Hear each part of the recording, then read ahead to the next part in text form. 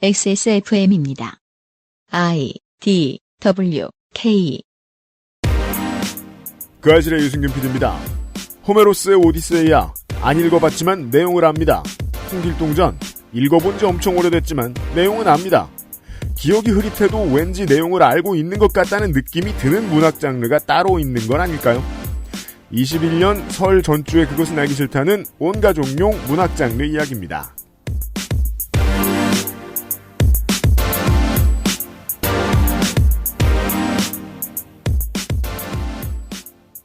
잠시 후에 다시 말씀을 드리겠습니다마는 미국의 CDC가 이번 주에 슈퍼보울을 앞두고 한국의 방역당국이 하듯이 그 집에 같이 사는 가족이랑만 부디 모이고 동네 사람이나 혹은 다른 집에 사는 가족 같이 모이지 말라고 당부하고 있고요. 슈퍼볼이 벌어지는 템파는 드디어 도시 전체에 마스크 의무 착용 명령을 내렸습니다. 모일 때 주의하고 또 조심하라는 말은 안 하는 정부가 미친 거고요. 답답함은 아무래도 국가의 주인인 시민사회가 나누어져야 되는 무게입니다. 컨텐츠는 그 무게를 좀 가볍게 느껴질 수 있도록 하는 일을 계속해야 한다고 생각합니다. 집에서 설 명절 보내실 분들을 위해서 명절 대비 컨텐츠로 채우는 399회 그것은 알기 싫답니다. 윤세민 에디터 옆에 있고요. 네, 안녕하십니까. 기념비적인 회차죠. 슈퍼볼 전 회차죠. 아니요, 김인기 선수의. 네. 있어요. 399. 네. 그렇게 됐습니다. 잭필드 회차. 네. 아니, 잭필드 나누기 100 회차. 아니, 잭필드는 39,800원. 그죠. 39,800원. 문학인이고요. 안녕하세요, 이경혁입니다. 왜 39,800원이 됐냐는 변에 그 옛날 케이블 TV 제작자들이 그렇게 답했어요. 4만 원은 비싸 보이고 39,900원은 정이 없어 보인다고. 그런 식으로 근거 없이 사업 결정을 하던 시절이 있었어요. 사실 지금도 크게 다르진 않습니다. 제 생각에 정답은 2를 뺐다. 2 곱하기 만 빼기 2 네. 곱하기 100. 네. 문학 시간입니다. 그것은 알기 싫다는 남해에서 온 바다보물 바보상회, 작업 기억력에 도움을 줄 수도 있는 니모신, 반려세제 깨끗한 생각, 프랑스에서 온 비밀의 레시피 온유 마카롱에서 도와주고 있습니다. 남해산 최고급 프리미엄 멸치와 청정 진도에서 채취하고 쓰기 편하게 잘라낸 간편 미역, 거기다 활용도 높은 홍새우까지. 설날 아내에게 사랑받는 방법, 바보상의 멸치 홍새우 미역 4종 세트. 프랑스에 살면서 많은 마카롱을 먹어봤었죠. 하지만 언제나 만족했던 건 아니었어요. 절 가장 만족시킨 마카롱이 한국에서 왔다면 믿을 수 있나요? 촉촉한 식감, 은은한 달콤함, 제가 마카롱이 기대했던 모든 것이었어요. 네, 온유 마카롱이요. 입안 가득 프랑스의 달콤함, 온유 마카롱. 2월에 쇼핑하실 때는 꼭 설날만 있는 건 아닙니다. 발렌타인데이에는 온유 마카롱을 선물로 해보는 것은 어떨까요? 100% 통 아몬드를 갈아서 만든 이탈리안 머랭 방식. 그렇습니다. 수제 필링으로 만든 10가지 맛. 꼬끄의 질감, 필링의 부드러움. XSFM 식구들 모두가 극찬한 온유 마카롱을 이제 당신의 연인에게 선물해보세요. 생각해보면 저도 그동안 사가지고 주로 선물만 많이 했던 것 같고. 아, 그래요? 네. 효과는 늘 좋았습니다. 마카롱을 저 같은 경우에는 당 떨어질 때 제일 먹고 싶은 게 마카롱이거든요. 네. 이제 부자 버전이 함부로 먹긴 좀 어렵죠. 부자 버전이니까. 그죠. 부자 버전이 마카롱, 그리고 이제 가난 버전이 초코바였는데. 삼거리 캔디 등등. 네, 그렇죠. 네. 근데 이제 그 세트를 집에 사놓고 뭔가 내가 쉬고 싶을 때 하나씩 까먹으면 부자 된 느낌도 들고. 매우 그렇습니다. 그렇습니다. 좋습니다. 네. 발렌타인데이 쇼핑용으로도 추천합니다.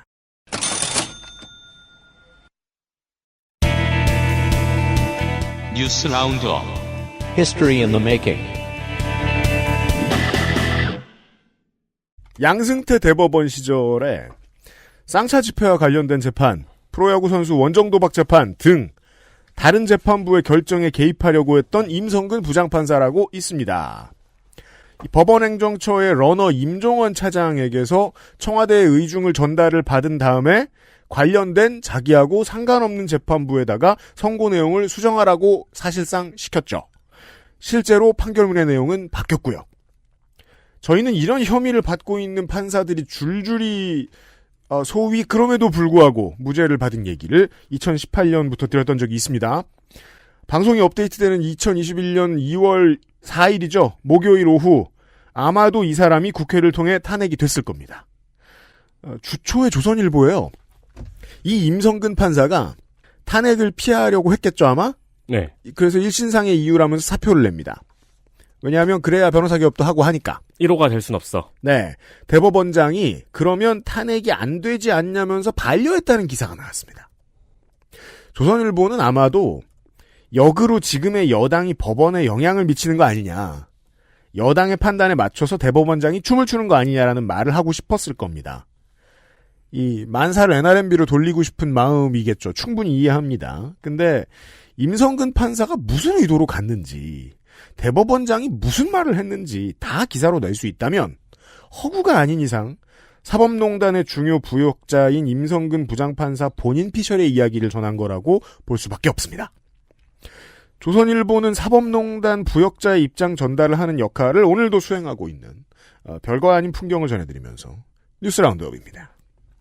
택배노동자 과로사 대책위원회와 택배 3사가 택배노동자 과로사 대책을 위한 사회적 합의를 체결했습니다. 이번 주에 우리 방송의 청취자 여러분들의 일상생활에 가장 큰 영향을 미칠 뉴스는 이겁니다.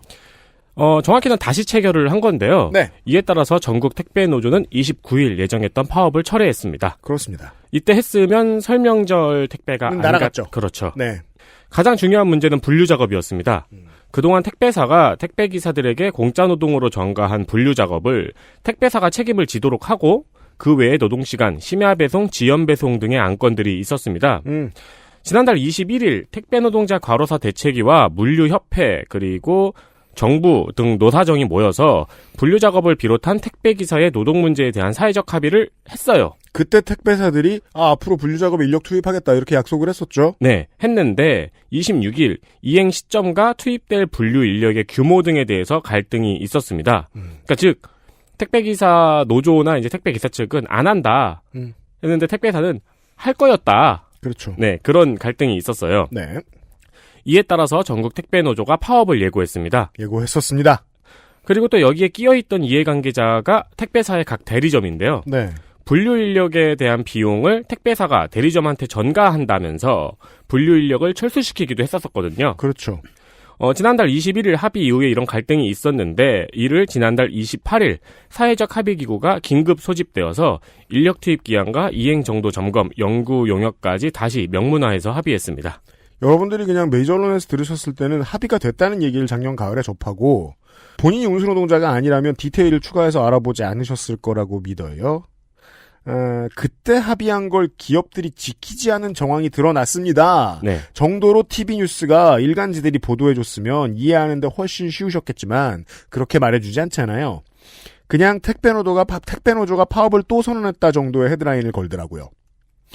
합의하고 다르게 분류 작업 인력을 투입 안 하는 기업이 있었고 투입 안 하는 터미널이 너무 많았다는 게 꾸준히 문제가 됐었어야 되고요. 네. 택배사가 인력을 투입을 하겠다고 하더니 대리점더러 인력 비용을 너네가 내라고 하고 나 몰라라 했다는 것도 더 많이 부각이 됐었어야 됩니다. 네. 국토교통부가 현장 점검을 철저히 하겠다고 이번에 약속을 했다고 했고요. 아마 대한통운이나 이런 데서는 모기업 같은 데 회의를 하면서 경영 관련 부서나 이런 데 보고서에 이런 얘기가 있었겠죠. 본사의 출혈을 최소화하는 해법 이런 걸 아마 운운했겠죠. VIP 차원에서. 0.1. V0.1. 베타죠. V0.1은 1.1. 네. 그러니까 그 해답은 대리점이 덤탱이를 쓰고 정부의 날카로운 예봉을 잠깐 피한다 정도의 어감이 녹아있는 뭔가를 하려고 했겠죠. 택배 사사가. 네. 예. 그 문제를 이번에 택배노조가 다시 걸고 넘어진 거고요. 정부 입장에서는 울고 싶지만 전에 다 했는 줄 알았는데 한편에서는 노조가 고맙죠. 이런 신호라도 줘야 다시 사회적 합의 기구를 소집할 명분이 생겨요. 네. 정부 입장에서. 아까 잠깐 알려드렸는데 합의 내용 중에 올 봄까지 구조 개선을 위한 연구를 하겠다라고 했었거든요. 정부에서 이걸 약속했는데 그때까지 지켜봐서 결과가 좋으면 다른 쟁의하고자 하는 단체에서도 좋은 신뢰가 됐으면 좋겠습니다. 사회적 합의로 잘 해결되는 사례로서 말이죠. 그리고 약간 디테일이 조금 있는데요. 지난달 21일 최초에 합의를 했을 때는 택배사 측에서 물류협회가 나왔어요. 네. 이 협회라는 게 진짜로 그 협회에서 가장 힘이 센 회장이 협회장이 되는 경우도 있고 그냥 이럴 때 일 처리할 월급마담으로 내세우는 경우도 있죠. 네. 네. 그래서 이때는 물류협회가 나왔었는데 28일 날 다시 긴급 소집을 했을 때는 택배 3사의 관계자가 직접 나왔습니다. 네. 그러니까 사이에 뭔가 거래가 있었던 거죠, 이야기가. 그렇죠. 뭔가 크게 혼났다거나 네. 했을 가능성이 있습니다. 정부로부터. 다음 보시죠. 구글이 남성에 비해서 적은 급여를 받은 여성 직원과 채용에 있어서 차별을 받은 여성과 그리고 아시아계 입사 지원자들에게 체불임금을 포함한 260만 달러, 하나 29억 원 정도를 지급하기로 합의했다고 로이터 통신이 전했습니다. 네. 구글의 이런 혐의는 연방계약준수국 OFCCP라고 하네요. 이 연방계약준수국의 감사를 통해서 밝혀졌는데요. 연방정부와 계약을 한 업체를 감사하는 정기적인 준법 감사 활동입니다. 네. 그래서 소프트웨어 엔지니어링 부서에서 비슷한 직무의 남성 직원보다 여성 직원의 급여가 더 적었고 또 고용 과정에서도 여성과 아시아계의 채용률이 낮았다는 사실이 감사에서 발견이 되었습니다. 네. 그래서 구글은 해당 여성 직원들과 부당하게 채용되지 않았던 지원자들에게 260만 달러를 지급하기로 했습니다. 또 따로 125만 달러의 기금을 마련을 해서 향후 5년간의 급여 조정과 다양성 증진 활동에 사용하기로 했습니다. 올 초에 알파벳 노조, 구글 노조가 나온 얘기를 전해드렸는데 올해 시작된 일이 아니고요. 17년도부터 이어져 온 소송이라고 저는 알고 있습니다. 네. 소위 구글 젠더 케이스라고 부릅니다. 피해 대상이라고 지금 이제 명시해 놓은 것은 10,000명 정도가 넘는 직원인데 이거 소송을 진행하던 도중에 자료를 찾다 말고 성별 문제뿐만 아니라 아시아계 직원들에 대한 임금차별, 채용차별이 있었다는 사실이 나옵니다. 아시아계 직원들의 비중은 높지 않을 수밖에 없는 거 아니냐. 그게 문제가 아니라 지원한 아시아계의 자원들 중에서 특별한 이유 없이 채용이 안 된 사람이 다른 인종에 비해 더 많았다는 사실이 발견됐다는 거예요. 네. 그래서 여기에 이 케이스에 올라타게 됩니다. 인종 문제도. 모르겠어요. 한국에서 오래 살다 보면 외국계 기업에는 연공이나 서열 같은 게 없다는 환상을 가지는 듯한 말을 하는 사람들을 들어봅니다. 엄연히 있고요. 그 문서에 적혀있지 않은 차별들이 존재합니다. 네. 이 소송 준비단이 4년간 노력을 했던 결과인데요. 필요하신 분들이 참고하셨으면 좋겠습니다. googlegendercase.com입니다. 미국의 질병통제예방센터에서 슈퍼볼을 앞두고 코로나19에 대비한 방역수칙을 발표했습니다. 네. 방역수칙이라고 해봤자 이미 우리로서는 당연한 이야기인데, 그러니까 웬만해선 집에서 가족이랑 보고, 모이지 말고, 만약에 모여서 응원할 거면 거리 두고, 마스크 착용하고, 식기는 각자 쓰고, 네. 응원한다고 소리 지르거나 노래를 부르지 말라고 권고했습니다. 그렇습니다. 이번 슈퍼볼은 플로리다의 레이먼드 제임스 스타디움에서 열립니다. 이 경기장은 총 7만 5천 명을 수용할 수 있는데요. 네. NFL에서는 관람객을 2만 2천 명으로 제한하고 그중 7,500명을 코로나 백신을 맞은 의료 종사자로 채우기로 했습니다. 네. 이태원의 상인들이 잘 알고 있는 겁니다. 연초에 소주가 많이 팔리는 날. 전 세계의 이웃이나 친구들 중에 미국인이 다수 있는 여러분들. 미국 시각 2월 7일 일요일에 그 사람들이 좀 시끄러워도 이해를 해주셔야 됩니다. 제일 큰 명절이기 때문에. 네. 네. 지구상의 종교 집회를 제외하고요. 왜냐하면 종교가 말 안 듣는 건 지금 작년 한 해 동안 한국만의 문제는 아니에요. 절대로. 네. 종교 집회를 제외하고 코로나19 전 세계적 유행 이후에 정부나 자치정부의 허가를 받은 가장 큰 오프라인 흥행입니다. 전 세계적으로요. 게다가 코로나19 피해가 아주 컸단 말이에요. 플로리다주는. 여기서 열린다는 것도 걱정거리이긴 하고요. 나쁘다는 건 아니고 걱정이 되고요.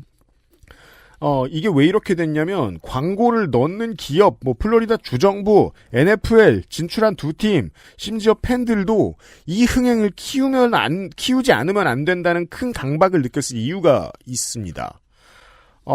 작년 우승팀 캔자스시티가 다시 슈퍼볼에 올라왔는데 여기에 쿼터백인 패트릭 마홈즈가 이 캔자스시티 칩스를 50년 만에 우승시킨 사실상의 주인공이에요.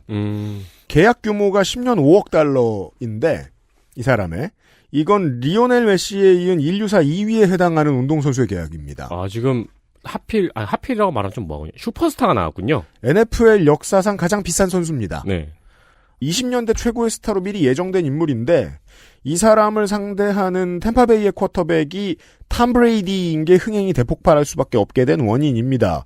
이번이 탐 브레이디의 10번째 슈퍼볼이고 그 전에 뉴잉글랜드의 프랜차이즈 스타였단 말이에요. 20년간 뛰었는데 그동안 9번 슈퍼볼에 진출했습니다. 6번 MVP를 탔습니다. 이것도 NFL 역사상 최다예요. 재작년에는 41살의 나이에 슈퍼볼 MVP를 또 받았죠. 이 사람이 팀을 옮기자마자 또 슈퍼볼로 팀을 올려놨거든요. 그러니까 건국 이후 가장 좋은 기록의 쿼터백 둘이서 출전을 합니다. 이 사람들이 못 올라오는 게 방역엔 좋았겠죠. 네. 하지만 미국은 너무 많은 이유를 가지게 된 겁니다. 사람들이 모여야 할. 네. 예. 아무튼 본의 아니게 미국이 이런 새로운 도전을 하게 됐습니다. 이게 이제 유럽에서도 향후에 유에파컵 같은 것들 봐가면서 흥행이 엄청나게 될 만한 팀들이 올라오죠. 그러면 이런 선택을 또 하고 이런 실험을 하게 될 수밖에 없을 거예요. 그렇겠죠. 그런 네. 신호입니다. 네. 다음 보시죠. 영화 산업의 노동 문제가 스태프의 경력과 숙련도를 입증할 만한 요소가 없기 때문이라는 연구가 나왔습니다. 한국노동사회연구소에서 1일 영화 산업 스태프의 경력 인증 시스템의 필요성과 추진 방향 보고서를 냈습니다. 이 보고서에서는 영화 산업에서 작품에 참여하는 계기가 동료 또는 선후배 등 인적 네트워크를 통해서 참여한다는 비율이 70%가 넘는다고 지적했습니다. 아름. 네. 그러다 보니 스태프들의 경력과 숙련도를 입증할 만한 객관적 자료는 없고 이 문제가 공정한 임금 수준을 책정할 수 없게 만들고 임금 협상이 이뤄지기 어려운 환경을 만들었다는 결론입니다. 이게 왜 이상하냐면 5인 이하 기업이고 매출이 높지 않은 업체면 아름아름으로 할 수밖에 없을 수도 있어요. 네. 근데 영화 산업의 상당 부분은 겁나 목돈이 들어가잖아요. 근데도 지인 위주라는 건 문제가 있다는 거예요. 그러니까 우리가 기생충만 생각해봐도 그러면 영화사 입장에서도 짜증나죠. 태업을 할 사람이라든가 잘 일하지 못할 사람을 걸러낼 시스템이 없기 때문에 이렇게 한다는 거거든요. 네. 뭐 영화 현장 상습 방화범 이런 사람들도 알 수가 없잖아요. 광화사. 네. 영화사 이름 같네요. 한국노동사회연구소의 보고서는 그래서 이제 경력 인증 시스템을 마련을 해야 된다는 이야기입니다. 네. 그래야 제작사는 검증된 인력을 확보할 수 있고 스태프는 전문성을 입증할 수 있다고 전하고 있습니다. 시간이 됐으면 이걸로 방송을 아예 하나 다뤘을 수도 있었을 것 같아요. 이 문화 콘텐츠 만드는 노동자들을 위한 연구입니다. 한국노동사회연구소가 예전부터 영화 만드는 노동자에 대한 연구를 덜어 했는데 이 양반들에겐 좀 미안하지만 눈에 띄는 연구는 저한테는 이게 처음입니다. 물론 이 기본기도 없는 분야라서 공부할 게 많았으니까 그랬겠죠, 그동안. 기본적인 얼개는 영화사는 인력의 퀄리티를 보장을 받고 노동자는 알맞는 대우를 받을 수 있는 시스템에 대한 제안이에요. 네. 보통의 임금 체계에 대해서는요, 이게 그 취업 오래 안 해보면 회사가 자의적으로 만든다고 생각하는데 실제로는 업계 전체가 서로에게 영향을 주는 거란 말이에요. 그 영향을 영화계에서 정말로 존재하는 문서나 시스템으로 만들어 보자는 얘기입니다. 물론 여기서는 그런 말은 안 합니다만 넓혀보면 국가 차원의 인력은행 같은 거예요. 주체가 뭐가 될지는 아직 모르긴 하죠.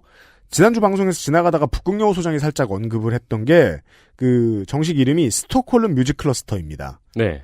협동조합 같은 형태인데 15,000개 정도 기업으로 구성된 조합이고 스웨덴 음악산업의 중추입니다. 이런 거하고 비슷한 효과를 낼 수도 있는 시도 같은 걸 제안한 걸로 보입니다. 관심 있으신 분들은 한국노동사회연구소 영화산업 스태프의 경력 인증 시스템 필요성과 추진 방향이라는 문서를 찾아보시기 바랍니다. 아마 반대할 거예요. 그 인력 풀 가지고 임금 가지고 장난쳤던 기득권이 분명히 있을 테니까. 네. 그런 사람들이 반대를 하겠죠. 의원실에도 추천합니다. 네. 네. 다음 보시죠. 부하 직원에게 노출 방송을 요구하고 부하 직원이 이를 거부하자 살해한 BJ가 징역 35년을 선고받았습니다. 네. 인터넷으로 해외 선물 투자 방송을 하던 41살의 남성 BJ인 O 씨는 24살의 부하 여성 직원에게 노출이 심한 의상을 입혀서 방송을 출연하라고 요구했고 피해자가 이를 거부하자 흉기로 위협해서 1,000만 원을 빼앗고 목 졸라 살해했습니다. 네. 재판의 결과를 좀 들여다봤는데 독특한 점은 이 재판에 이 가해자가 받은 혐의의 양형 기준을 찾아봤는데 아무리 봐도 17년 이상 22년 이하예요. 근데 35년이 나왔죠. 네. 그걸 꽤 뛰어넘었습니다. 물론 그건 재판부 재량에 있는 거니까. 다만 판결문을 보면 반인륜적 범죄고 어떠한 사정으로도 용납될 수 없다고 써 있어요. 그게 법이 바뀐 이후라서 그런지 모르겠는데 판결문에 그러나가 없습니다. 피해자가 어떠했다. 그리고 피고는 용서를 못 받았다. 네. 다른 전력이 있다가 양형에 대한 변의 마지막 부분입니다. 보통 그죠? 그런 화가 있는데요. 이렇게 바뀌고 있습니다. 다음에도 판례가 또 나와서 괜찮은 게 있으면 소개해드리죠. 이 가해자도 이제 본인이 뭐 우울증 약을 복용하고 있다. 네. 라든가 심신미약을 주장을 했었는데. 네. 근데 그 범행 도구를 계획적으로 인터넷에서 구입한 정황이 밝혀져가지고 심신미약이 인정이 안 됐어요. CR0. 네. 마지막 뉴스는 사실 저희는 다룰 필요 없는데 기념비라서 네. 다룹니다. 네, 제가 지금까지 수백 건의 대통령 보고 문서를 만들었다는 사실이 새롭게 밝혀졌습니다. 세민님 및 많은 청취자 여러분들이 대통령 보고 문서를 만들어 왔어요. 그렇죠. 해당 문서는 XSFM에서도 지속적으로 작성이 되고 있었습니다. 그럼요. 가장 최근에 제가 만든 대통령 보고 문서라고 이 정치권이 볼만한 문서로는 선거방송 원고 제작법 V1.1이 있어요. 네. 네. 그리고 제가 매주 보내드리는 문서도 버전 0.5예요. 그렇죠. 네. 오세훈 국민의힘 서울시장 예비 후보가 자신의 페이스북에 북한 원전 관련 문서, 그러니까 문서 제목을 다 읽어드릴게요.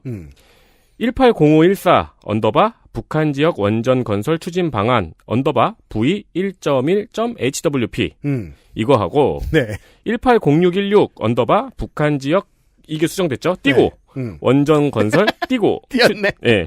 추진 방안 언더바 앞에 문서 붙였어. 네. 버전 1.2 HWP입니다. 저는 이거 중에 제일 웃겼던 얘기가 V가 VIP로 보이면 HWP는 한국 원자력 파원이야. 그 V가 버전인 줄 모르면 HWP가 뭔지도 모를 가능성이 높거든요. 저는 그것도 봤어요. V는 VIP가 아니다. 뭐야? V3 로켓이다. V2 로켓, V3 로켓이다. 이제 오세훈 예비 후보는 여기에 써있는 V가 대통령을 칭한다는 의혹을 밝히면서 네. 이 의혹을 문재인 대통령이 직접 해명해야 된다고 주장했습니다. 네. 한 주의 정치 얘기를 한 3분만 하려고요. 그거 아세요? 그 오세훈 전 시장 그것이 알고 싶다 진행자 출신인 거? 아, 진짜? 그래요? 최단기 진행자예요. 1년 좀 못하게 진행했는데 그건 잘렸다기보다는 너무 인기가 있고 당시에 정치의 뜻도 있어서 길게 하지 않았겠죠. 아무도 그렇게 말 안 합니다만 제가 들여다봤을 때는 정치인으로서의 오세훈의 커리어 발자취는 아무리 봐도 김민석 의원의 오른쪽 판입니다. 90년대 말 2000년대 초에 대중적 인지도와 인기가 너무 높았어요. 젊은 나이에 성급하게 차기 대권 가능하다는 평가를 들었었습니다. 서울시장 선거 한 명은 당선되고 한 명은 낙선됐죠. 그 이후에 아주 긴 기간을 망해 있습니다. 근데 선거 얘기를 할 타이밍이 없어서 잠깐만 얘기를 하고 끊겠습니다. 야당이 말이에요. 저희가 녹음하는 오늘 요걸 뿌렸죠. 성폭행 프레임 씌우기 집중 필요, 북한 퍼주기 이미지 각인, 용어 반복과 이슈 재생산 필요라고 써있는 대정부 질문 가이드를 국민의힘 의원들한테 뿌렸습니다. 네. 들켰죠? 유출이 됐죠. 한 주 정도 이슈로 쓰인 이 북한에 몰래 원전 지어준다 음모론의 연장선상이고요. 잘 된다고 느낀 거였을 거예요, 아마. 그리고 그 무기를 지금 써보니까 마음에 든다는 판단을 하고 있던 걸로 보이고요. 포털에서는 최근 한 몇 주 동안 나경원 전 의원 푸시 넣어주는 기사들이 많이 올라옵니다. 아드님 등이 보이는 아들 아는 샷 많이 보이고요. 거기에 이 V 논란이 3박자로 아주 잘 어울립니다. 제가 예전에 보았던 어떤 그림입니다. 제가 봤을 때 이런 건 고정 지지자들이 좋아할 수준이지 대부분의 국민들은 거부감만 더 가진다고 보는데 그게 뭐냐면 북풍, 알고 보면 따뜻한 사람 푸시, 그리고 실제로 사람들이 받아들일 때는 세상 물정 모르는 엘리트. 이 세 박자의 공격은 97년부터 쓰다 매번 망했습니다. 저는 플로리다주보다 국민의힘이 더 걱정됩니다. 적어도 지금까지는. 이거를 이제 지적을 많이 받으니까 페이스북에 V에 대하여 라는 제목으로 네, 네, 온 V. 버전으로 보는 게 맞다는 의견들을 많이 받았다. 네, 그렇죠. 그 부분은 유감으로 생각한다. 네. 저의 입장에 혼란을 초래한 결과가 되어 안타깝습니다라고 제가 그 선거방송도 저희가 많이 했잖아요. 네. 가장 아리송한 해명문이에요. 이거 사실 그 인터넷이 많이 발달되어 있었다면 97년, 2002년이었습니까? 그 이회창 당시 대선 후보의 옥탑방을 가리키며 저런 데도 사람이 사냐. 네. 레벨의 말실수거든요. 그렇죠. 예. 그래서 이 해명문을 찾으려고 페이스북에 직접 들어가 봤어요, 제가. 근데 이제 이 해명문에 밑에 이제 좋아요 뜨잖아요. 손이상 외 701명이 네. 웃겨요, 좋아요, 화나요 등을 눌렀다고 표시가 되더라고요. 손이상은 분명히 좋아요를 눌렀을 겁니다. 너무 좋아할 거거든요. 아니 웬만한 정치 이슈 뉴스 같은데 웃긴 거 들어가면은 보통 손이상 외 1040명 이렇게 떠요. 보통 손이상이 거기 항상 있어요. 굳이 재밌게 읽어도 좋아요 안 눌러주는 사람들이 많은데 마음이 따뜻하죠, 선생님. 뉴스 라운드업이었습니다. XSFM입니다. 건강기능식품 광고입니다. 아, 이거 써놔야지. 잠깐. 아, 내가 펜을 어디에 놔뒀지? 자, 니모신. 이게 뭐야? 차차 알게 될 거야. 천마 등 복합 추출물이 함유된 니모신. 기억력 개선에 도움을 드릴 수 있어요. 기억력? 니모신. 헬릭 스미스. 안전하고 성능이 인정된 고급 원료. 직접 생산과 유통구조 개선으로 거품 없는 가격. 당신의 삶이 조금 더 깨끗해질 수 있게. 진짜 청소를 하자. 반려세제 깨끗한 생각.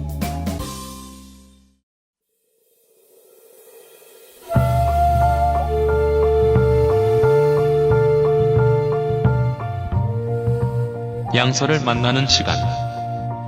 학회 문학관.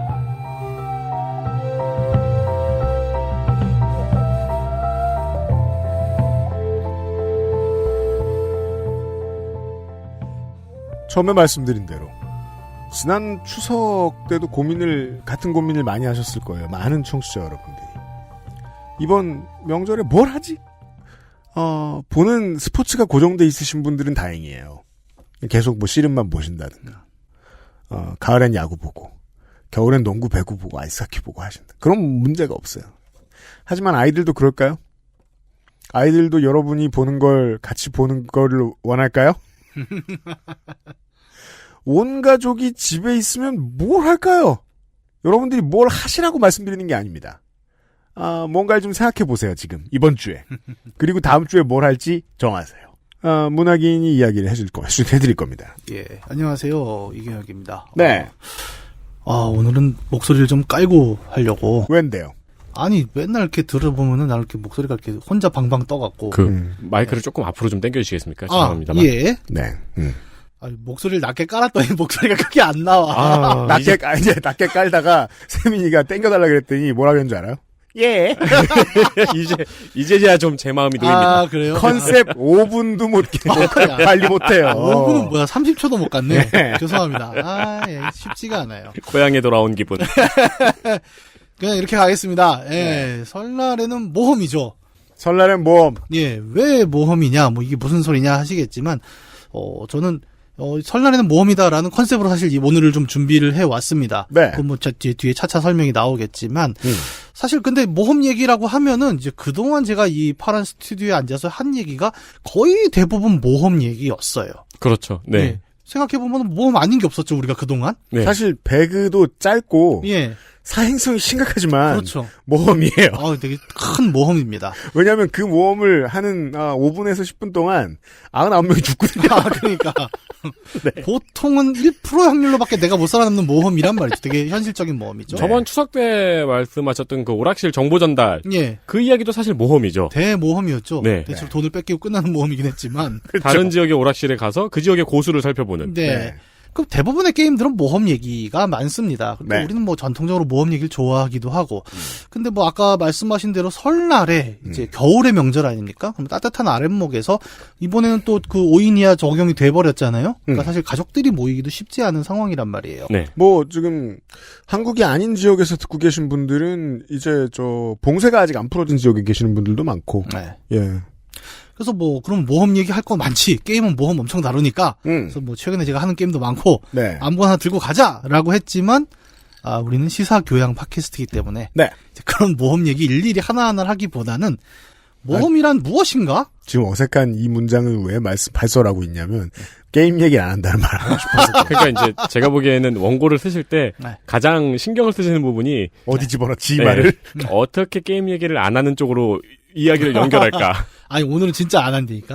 잘 들어봐요. 진짜. 네. 게임 얘기는 정말 아닙니다. 네. 말 그대로 모험이란 무엇인가가 이제 설날 모험을 맞은 우리들의 질문인 것이죠. 네. 모험이란 무엇인가라는 이제 말을 앞서서 모험이란 말의 의미를 좀 생각을 해봅시다.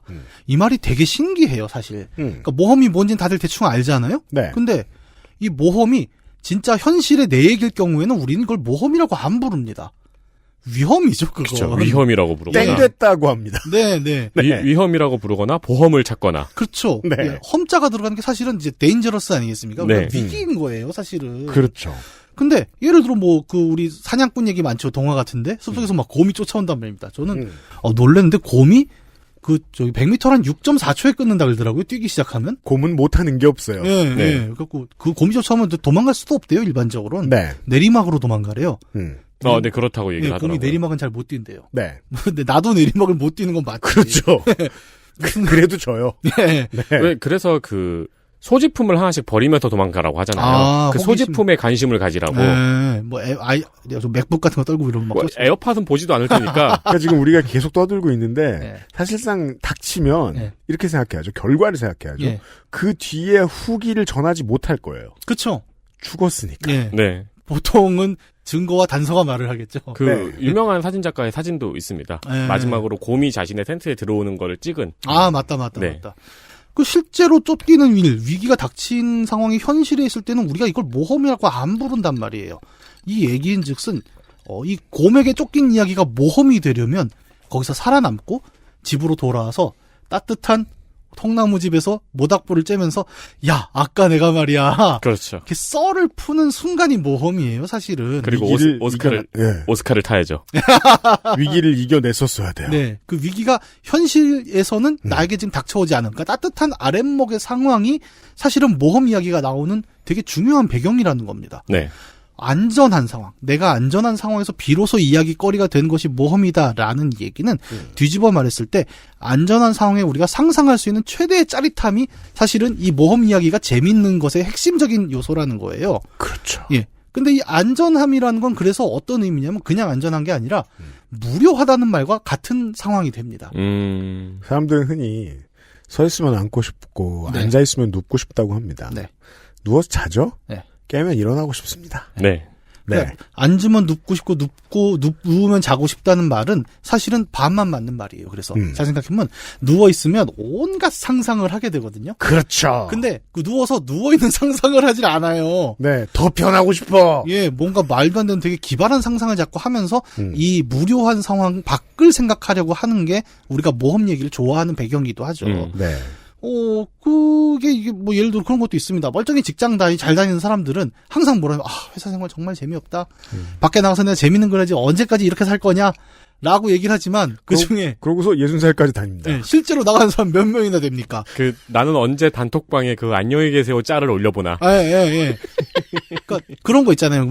김 부장 저 새끼 내가 진짜 오늘, 혼자 성질을 내고 상상을 한단 말이에요. 네. 하지만 현실에서 할 수 없어요. 네.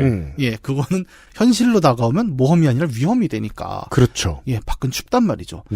그렇기 때문에 이제 모험이란 것은 굉장히 안락한 상황에서 우리가 즐기는 이야기다라는 걸 하나 발견을 할 수 있을 겁니다. 괜히 액션 영화만 틀어주는 게 아니에요. 명절에. 네. 예. 명절이 가장 안락하지 않습니까? 네. 그렇죠. 그리고 약간의 도피 쳐도 되죠. 보통 명절에 친척들이 많은 마루에 나가 있으면 온갖 공격이 들어오지만 그렇죠. 별 공격이 다 들어오죠. 여러분 결혼하면 끝난다고 생각합니까? 결혼하면 이제 애 낳으라 그럽니다. 그렇죠. 이제 애 낳으면 끝날 것 같아요. 왜 애를 공부를 안 시키냐고 그렇죠. 그럽니다. 교육 방식에 대한 또. 네. 절대 피해갈 수 없죠. 근데 그럴 때 이제 유일하게 피할 수 있는 게 컴퓨터 헤드셋에 헤드폰 하나 끼고 영화 하나 보고 있으면 되죠. 그렇죠. 예, 그러면 알았어. 보통 이렇게 대답하면은 오케이가 되는 상황이란 말입니다. 맞아요. 그 안락한 상황에 즐길 수 있는 모험 이야기라는 것이 있어요. 그러면 이 중에 가장 우리가 유명한 게 뭐냐? 오래되고 유명한 거. 라고 하면 이제 오디세이아라는 되게 고전부터 좀 이야기를 풀어볼 수가 있을 겁니다. 맞아요. 오디세이아는 한국에서라면 사실 되게 유명함에도 불구하고 실제 이 이야기를 읽은 사람은 거의 없습니다. 그냥 세계사 책에서 제목을 외워야 되니까 외웠지. 네. 항상 꽂혀있는 뒷세이야만 봤죠. 예. 이게 용어도 다 달라요. 오디세이야, 오뒷세이. 되게 굉장히 여러 가지가 있고. 히라빈 조르바 같은 거구나. 네, 그렇죠. 둘 다 또 히랍 계열이군요. 예, 저는 25살이 돼서야 히라빈이 그리스인이라는 걸 알게 됐어요. 그거 되게 어려워요. 저는 구라파가 뻥쟁인 줄 알았어요. 친일파처럼. 네. 나 진짜 대학교 1학년 때까지만 해도 누가 이렇게 뻥치면, 새끼 구라파네, 막 이랬어요. 구라파는 저도 되게 늦게 찾아봤어요. 뭔지 모르겠어가지고. 네. 아니, 그걸 상상을 못 하잖아. 구라파가 뭐야, 도대체. 구락부 같은 거죠. 네, 구락부가 클럽인 것도 나는 저는 늦게 그래서 알았어. 구라파를 찾아본 다음에, 그럼 구락부도 뭔가 유럽과 관련된 이야기인가 보다 싶었어요. 네. 나는 구락부는 공으로 노는 부서 이런 건 줄 알았지. 그래도 생각했네. 네. 왜냐면 보통 축구 클럽 이런 데 구락부가 붙어 있었거든. 말이 되잖아. 구락부. 그러면 공으로 노는데. 한자어는 늘 어렵습니다. 그래서 네. 오디세이가 뭐 구락부란 얘기는 아니고요. 어쨌든 이 오디세이 이야기를 뭐 우리가 메인으로 할 건 아니에요, 지금. 네. 근데 대충 이 오디세이아가 어떤 얘기냐 보면 이제 트로이 전쟁이 끝난 직후의 이야기죠. 네. 트로이 전쟁에서 큰 공을 세운 이제 우리 주인공 오디세우스가 고향으로 돌아가는 과정의 이야기입니다. 요거를 제가 궁금해서 찾아봤어요. 오디세우스의 고향이 이타카 섬으로 나오거든요. 네. 이게 뭐냐면 그 그리스 반도의 서해 쪽. 그러니까 이탈리아 마주보는 쪽에 있는 작은 섬입니다. 근데 이제 트로이는 어디냐면 터키 서부란 말이에요. 그럼 여기서 자기 고향에 돌아가려면 배를 타고 그 그리스랑 터키 사이의 해협을 쭉 타고 가면 되겠죠. 맞아요. 근데 요즘 구글 지도로 했더니 그렇게 안 나오고, 카페리를 타고 육로로 가는 길로 이제 15시간 정도를 잡아주더라고요. 네. 근데 이제 당시의 배로는 더 긴 여정이긴 했겠죠. 왜냐하면 그 길을 바닷길을 보면 이게 그냥 대양이 아니라 그 암초도 많고 왜 섬도 많은 그런 데 있죠. 그렇죠. 예, 오디세이아 실제 보면 막 중간에 무슨 인어 같은 애가 와서 노래 부르고 섬에 앉아갖고. 맞아요. 스타벅스가 아닌데? 걔 이름이 세이렌. 세이렌이죠. 네, 예. 스타벅스. 스타벅스 뒤에 나올 수도 있겠네요, 오늘. 그런 꼬불꼬불한 바다를 가니까 아무래도 힘들었을 거긴 한데 그래도 이 소설에서 나오는 막 거의 20년 걸리는 여정까지는 아닙니다. 네. 뭐 거기는 이제 온갖 괴물에게도 끌려가고 막 공격도 당하고 사기도 당하고 이러니까요. 여러 가지 일들에 이제 휘말리는 이 오디세이아라는 소설은 오늘날에는 그래서 많은 사람들이 실제로 읽기보다는 이게 서사시기 때문에 또 한국어 번역으로는 참 뭔 말인지 잘 몰라요. 시적인 게 잘 안 옵니다. 그래서 우리에게 남은 이미지는 뭐냐면 그냥 오디세이라고 하면 뭔가 머나먼 여정. 그렇죠. 이런 느낌으로 많이 남아 있습니다. 네. 뭐 제일 유명한 게 이제 제임스 조이스의 그 소설 율리시즈라고 있죠. 네. 율리시즈가 그 오디세우스를 영어로 읽은 그 방법이에요. 맞습니다. 그래서 이 오디세이아를 되받아쓰기로 쓴 책인데 거의 트라이를 안 하시는 게 좋다고 생각을 합니다. 그 국내에서 이걸 읽기 위해서는 뭐 별도의 전공자들이 따로 학회를 만들어서 한 8년인가? 걸려서 읽었다 그래요. 진짜요? 예, 이게 너무 어려워서 의미가 계속 겹쳐 있어갖고 그래서 이런 거를 이제 갖고 우리가 오디세이 얘기하기는 어렵고 조금 나이 있는 분들에게는 가장 가까운 컨텐츠가 80년대 TV 애니메이션, 90년대 걸치는 우주선장 율리시즈가 그렇죠. 있습니다. 네. 이 아마 기억을 못 하시는 분들 있을 텐데 이 노래 있잖아요. 깊은 바다, 넓은 땅, 활기찬 지구. 이 노래로 시작하는 그 우주 판타지가 있습니다. 오세훈 전 시장 때문에. 세대가 드라마 V를 본 사람과 못 본 사람으로 갈리더라고요. 우주선장 율리시즈 못 본 분들 많을 거예요. 그렇죠. 이제는 못 본 분들이 더 많을 거예요. 저도 못 봤는데 지금 찾아보니까 예수님이 나오네요. 여기에 그 신들이 계속 나왔고 진짜 우주의 신이 나오는 그 가사에 보면 노래 가사에 오디세이아의 신들 겁나 나오잖아요. 네. 계속 방해하잖아요, 원작에서도. 근데 이 만화에 보면 아예 노래 가사에 뭐가 나오면 나와라 우주의 신 율리시즈가 왔다라는 가사가 있습니다. 얼척없죠. 굳이 나오라고 할 필요까지는 없는데. 우주의 신을 포켓몬으로 들고 다녀요? 아니, 우주의 신 보고 일로 나와봐. 일로 들어와 이런 거라는 거예요. 이미 삶이 충분히 빡센데. 그러면 근데 얘가 그러면 신과 맞짱 뜰 만한 무기가 있었느냐? 얘는 주력 아이템이 무기가 아닙니다. 특이하게. 네. 평화의 방패라는 그 유리 같은 투명 방패를 쓰고 있어요. 이 얘기를 왜 했지? 하여튼 모험이에요. 그렇죠. 모험 이야기죠. 오디세이라는 모험을 가지고 이제 돌려 한 얘기인데, 굉장히 차라리 오디세이아를 만약에 이해하고 싶다면은 이 애니메이션을 보시는 것도 저는 추천을 드리는 게, 원작을 되게 많이 갖다 그대로 썼어요. 그냥 우주 배경으로 바뀌었다 싶을 정도로. 그래서 뭐 오디세이를 관련한 이제 여러 가지 사실 스페이스 오디세이로는 영화, 그걸로는 오디세이 원전을 좀 알기는 어렵죠. 네. 거기서는 약간 그냥 머나먼 이야기로 썼으니까. 네. 그래서 오히려 오디세이를 좀 알고 싶으면 그 애니메이션을 보시면 좀 재밌을 거다라는 얘기를 하는 건데, 뭐 얘기가 중요하다는 게 아니라 뭔가 이제 대굴대굴 구르면서 고생한 이야기들을 편안하게 따뜻한 아랫목에서 귤 까먹으면서 보고 듣는 것이 갖는 즐거움, 이 모험이다. 라는 이야기고 그 원전에 오디세이아가 있었다라는 얘기를 하고 있는 거죠. 물론 이 어드벤처 픽션이라는 것을 뭐 딱히 이 공부하는 사람들이 공식적인 장르로 인정할 필요성도 느끼지 못한다고 저는 알고 있습니다. 네. 그래서 얻어지는 게 별로 없기 때문이라고 생각하기 때문이겠죠. 네. 그럼에도 불구하고 소비자들의 입장에서는 이 장르는 분명히 존재해요. 많아요. 특히 이제 지금 뭐 되게 옛날 얘기를 했으니까 우리가 고전 시대의 모험들을 좀 이야기를 이것저것 찾아볼 필요도 있을 겁니다. 네. 오디세이아가 유명했고 또 빈란드 사가라고 해서 사가라는 게 그 아이슬란드 바이킹 문학에서 역사 혹은 역사에 관련된 뭔가 가리키는 이제 그런 거예요. 예를 들어 우리가 대중문화에서도 요즘 많이 쓰죠. 코난 사가라던가 게임 중에는 저 북유럽 바이킹 얘기 다룬 매너 사가라는 게 있습니다. 그 네. 옛날 게임 중에 사가 뭐였죠? 라스턴 사가. 아, 네. 네, 라스턴 사가 같은 것도 있고 사가라는 게 약간 그런 이제 무용담에 가까운 모험서사, 역사물들을 가리키는 용어인데 일본에서 나온 만화도 유명한 게 또 빈란드 사가. 빈란드 사가라는 만화로 알고 계신 분들이 많이 있을 것 그거는 같아요. 제가 굉장히 팬입니다. 아, 그래요? 네. 너무 안 나와요. 저는 만화를 많이 안 봤는데 어제 그 빈란드 사가라는 것 자체가 어디를 가는 거냐면 이제 아이슬란드에 있는 정착한 바이킹들이 캐나다 동부의 어느 섬에 들어가서 이제 빈란드라는 곳에 정착을 했다. 그렇죠. 근데 그게 이제 뭐 요즘 그러면은 그건 김씨표류기고 그 이제 콜럼버스가 미대륙을 발견하기 전에 네. 바이킹들이 갔다는 얘기죠. 네. 훨씬 전에 정착을 했다. 그 유적이 발견이 됐죠? 네, 발견됐습니다. 네. 거기가 이제 오늘날의 캐나다 뉴펀들랜드로 네. 이제 확정이 됐고, 여기는 이제 그 아이슬란드 출신 바이킹, 이제 레이프 에이릭손의 모험단이 중심이 되는 거예요. 그래서 요것도 이제 최근에 밝혀진 바로는 뭐 말씀대로 빈란드를 처음에는 빈란드가 어디냐? 유적을 찾아라.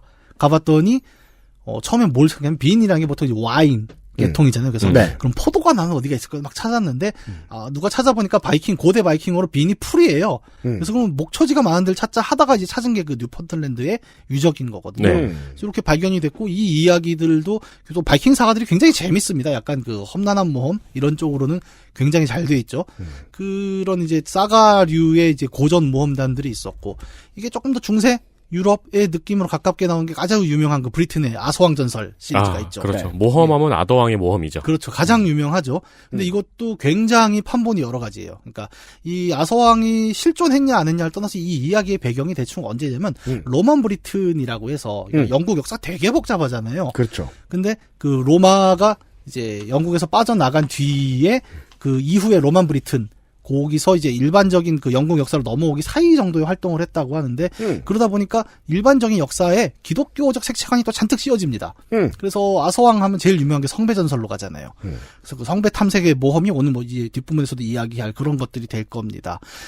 가장 매력적인 어떤 보물 탐사 모험으로서의 고대판이 있었던 거고 뭐 이거 말고도 굉장히 많습니다만 제가 이런 얘기를 드린 이유는 뭐냐면 우리가 모험이란 이야기를 할 때 제가 고전 시대의 모험이라고 한번 정의를 해볼게요. 그러면 고전 시대부터 그러니까 뭐 예를 들어 이런 거는 그런 거죠. 서사시라던가 아니면 뭐 문자가 심지어 발견되기 전에부터 그냥 밤에 모닥불에 모여갖고 우리 마을의 전사 누구의 옛날 얘기가 이런 게 있었다. 네. 이런 식의 모험담이라는 게 태초부터 존재를 했다.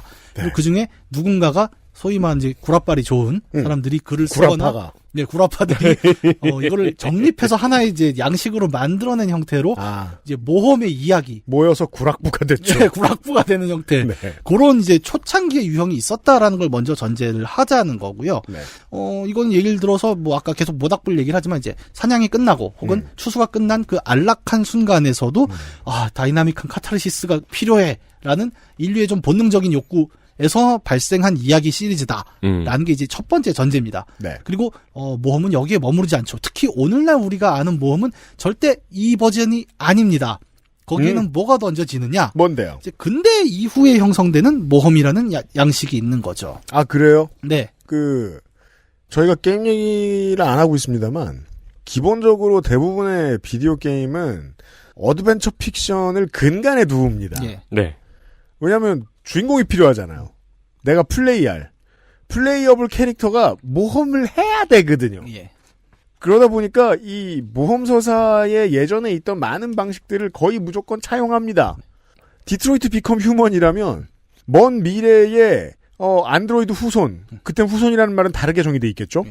안드로이드 후손들이 들을 만한 전설의 모험의 이야기잖아요.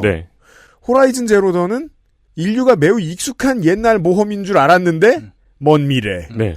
거잖아요. 거기도 이제 후세의 새로운 인류가 들을 모험이죠. 예. 기본적으로 모험이 안 끼어들기가 어려운 장르를 딛고 서 있어요, 우리는. 그렇죠. 이번 주에. 버블버블 같은 경우에도 결국엔 이제 공룡과 인간의 이종교배로 태어난 후손들이 듣게 될 이야기잖아요. 그렇죠. 공주를 구하니까요. 결혼하는지는 모르겠구나. 진엔딩이 아닙니다, 그건. 그래요? 예, 다른 기회에 한 번 더 설명할 수 있지만, 버블버블은 히든 엔딩이 따로 있죠. 네. 버블버블, 스포를 위해서 이제 좀 조심해서 말씀드리자면, 버블버블은 정확히는, 네. 부모와 자녀 세대 갈등에 관한 서사입니다. 아, 그런가요? 네. 그거는 한번 나중에 제가 기회가 되면 말씀을 드리죠. 단도 안 해본 거예요. 네. 근데 그 인류가 그 방식에 익숙해진 것 같긴 해요. 아이를 재우는데 모험 이야기를 하는 어른을 상상을 해봅시다. 모닥불에 둘러앉아서. 그러면 언제나 그 얘기를 들을 때는요. 졸아요. 그렇습니다. 근데 애들은 보통 얘기를 들려달라고 부탁하죠. 네. 두 가지 이유가 있어요. 자기 위해서이기도 하지만 그건 궁극적인 거고 원래 이유는 그 얘기를 듣고 싶어서예요. 네. 저는 이걸 몰랐어요. 어릴 때 그런 경험을 해본 적이 없기 때문입니다. 근데 요즘 느끼고 있어요. 제가 게임을 할 시간이 없잖아요. 예. 그래서 몇몇 에디트된 개량형 버전의 둠을 플레이하는 영상을 보고 있는데 하필 둠이야. 아는 건 그밖에. 그거 하는 외국 BJ들도 그렇게 얘기해요. 내가 20년째 둠을 해왔는데 이 맵이 제일 이상해 이러면서. 그 얘기가 아니라 그 현실의 이야기는 모험이 아니라니까. 20년 해봐 그럼 현실이야. 어떤 사람들의 현실엔 지금 트럼프가 재선돼 있다고. 네. 근데 저도 해보니까 알겠어요. 재밌어서 보는데 잠이 잘 와요. 그렇죠. 모험 이야기. 예. 아무튼 근대로 넘어옵니다 이제. 네. 고전 시대에서는 이제 어떤 이야기였죠. 아까 얘기한 대로 그냥 안락한 곳에서의 이야기였던 모험이라는 거는 우리가 알고 있는 근대 초중기, 그다음에 현대 직전까지의 문제에서는 현실적인 모험이 됩니다. 예를 들어 보죠. 우리 그런 거 예전에 여름에 우리가 한때 이야기했던 대항해 시대 같은 경우도 우리가 이제 근대적 모험의 가장 대표적인 케이스잖아요. 그럼요. 근데 생각해 보세요. 우리는 그걸 모험이라고 부르지만 당대에 바다로 떠밀려갔던 그 선원들에겐 그게 모험이었겠습니까? 직업이자 생사예요. 네, 그렇죠. 그러니까 당대에는 그게 비즈니스였어요, 정확히는. 그렇죠. 그 많은 엘리크 왕자라던가 콜럼버스라던가 이 사람들의 일대기를 보면 알겠지만 이 사람들은 모험가라기보다는 펀딩을 어디서 해오지? 네. 선원은 어디서 구해오지? 굉장히 사업적인 선택을 하고 있었던 그런 기록들이 남아있지 않습니까? 사업, 정복, 제국주의 등등이에요. 네네. 그러면 이제 예전에 어떤 용사의 모험담 같이 남았던 고전 시대에서 근대로 넘어오면서는 이 모험이라는 게 어떻게 바뀌었는가 좀 살펴봅시다. 근대의 모험이라는 건 이제 두 가지의 발전을 딛고 서게 됩니다. 하나는 기술 발전이죠. 그건 예전에도 한번 얘기한 적이 있습니다. 나침반, 지도, 항해술, 측량, 시계, 위경도 이런 문제들 있죠. 네. 기술을 통해서 미지의 세계로 나갈 수 있게 됐다라는 가능성, 이제 그런 한 가지의 가능성을 딛고 서 있는 거고, 다른 한 가지의 가능성은 뭐냐면 이런 가능성을 통해서 일확천금을 낼 수 있다라는 목적성입니다. 이 두 가지가 같이 작동을 한다고 봐야 돼요. 먼저 이제 기술적인 가능성에 대해서 얘기를 해볼게요. 생각해보니까 일확천금이 결론에 빠지는 경우가 드물군요. 이게 없으면 근대적 모험 성립이 안 돼요. 네. 그러니까 뒤에도 얘기하겠지만 고전 모험과 근대 모험의 차이는 뭐냐면 고전적인 모험은 오디세이아가 얘기했죠. 살아남는 것만으로도 모험 이야기가 됩니다. 근데 근대 이후에는 그게 아닙니다. 그렇죠. 아까 얘기했잖아요. 이거는 비즈니스였다니까요. 당시에. 그렇죠. 이 비즈니스 얘기가 모험담이 되려면 후일담으로 성공해야 됩니다. 그러니까 맞아요. 누가 쫄딱 망한 사람 이야기는 모험으로 얘기 안 해요. 그래서 얘기가 그렇게 끝나면 애들은 잠에서 확 깨요. 쫄딱 망해서 오두막에서 살았답니다. 네, 그건 뭐야 그게.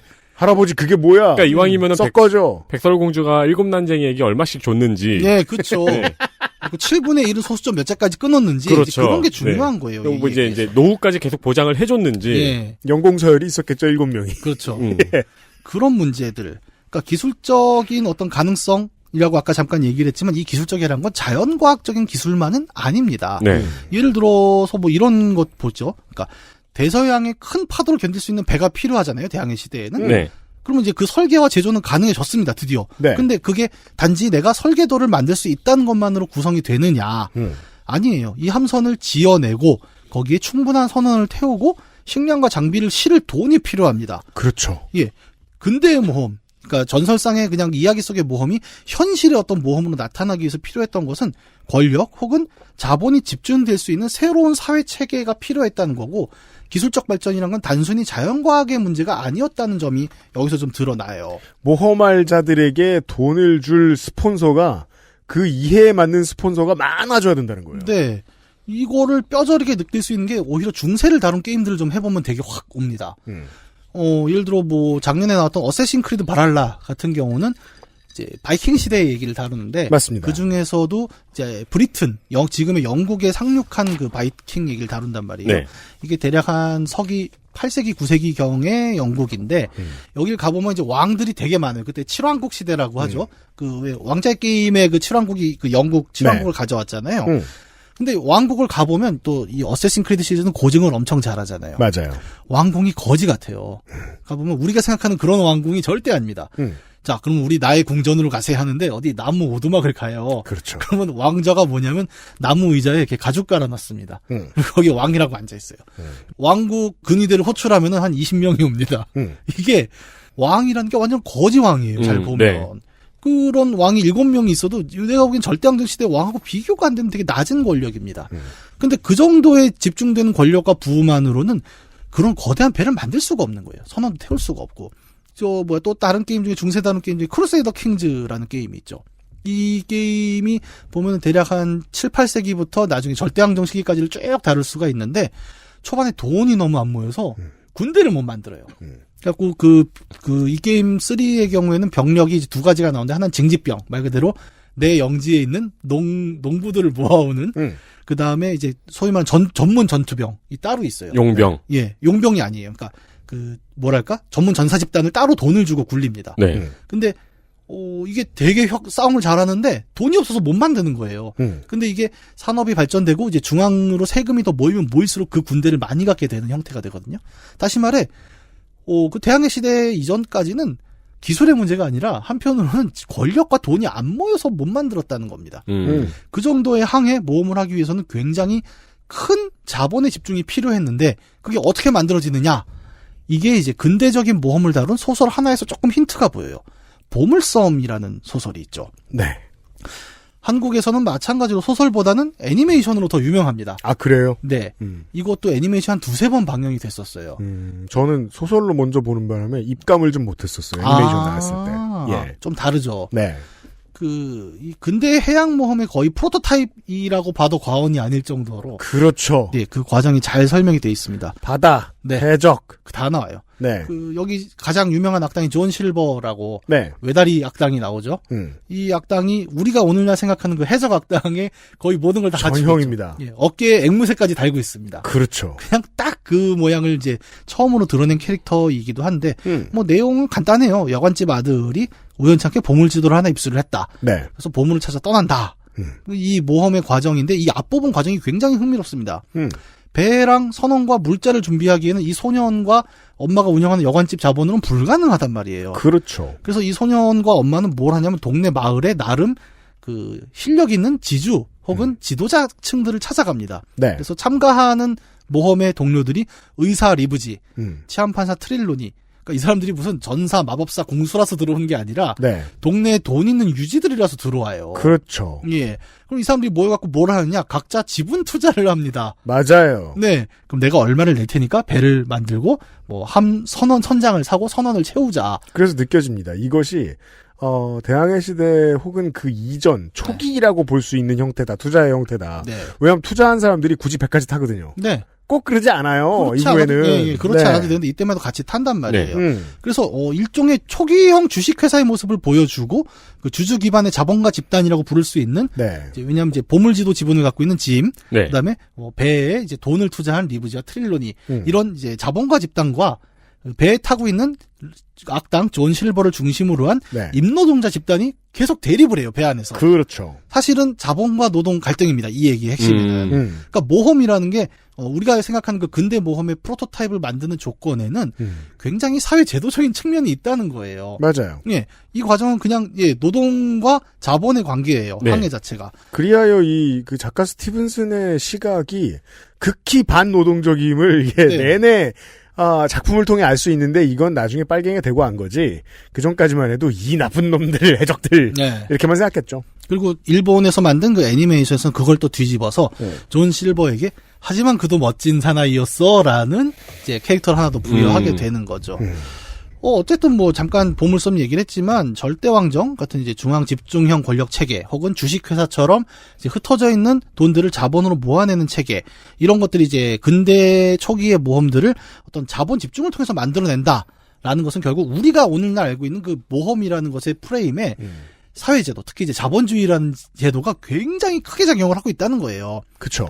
그게 첫 번째 이제 산업적 그다음에 모험을 만들어내는 배경이었다면 모험은 필수적인 산업이었다 어떤 시절에는. 네.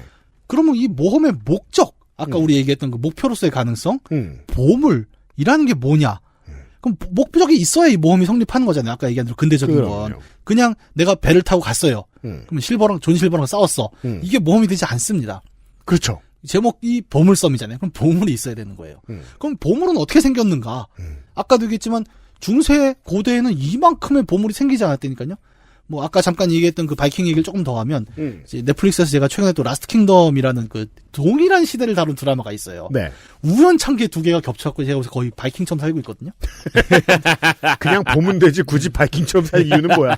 집에서 막 이렇게 와이프한테 건배하면 스칼 막 이러고 뭐야? 막 이러고. 이게 약간 그런 게 있지 않아요? 뭔가 콘텐츠에 몰입하면 그렇게 됩니다. 저는 예전에 그 영화 옹박 있잖아요. 터니자 나온 거. 네. 그걸 보고 나서 친구들이랑 계속 엉덩이에 로우킥을 하면서 나왔거든요. 그리고 막 화가 나면 코끼리 내놓으라 그러고. 그건 2예요, 2. 알아요. 네, 옹박 1하고 다르다고.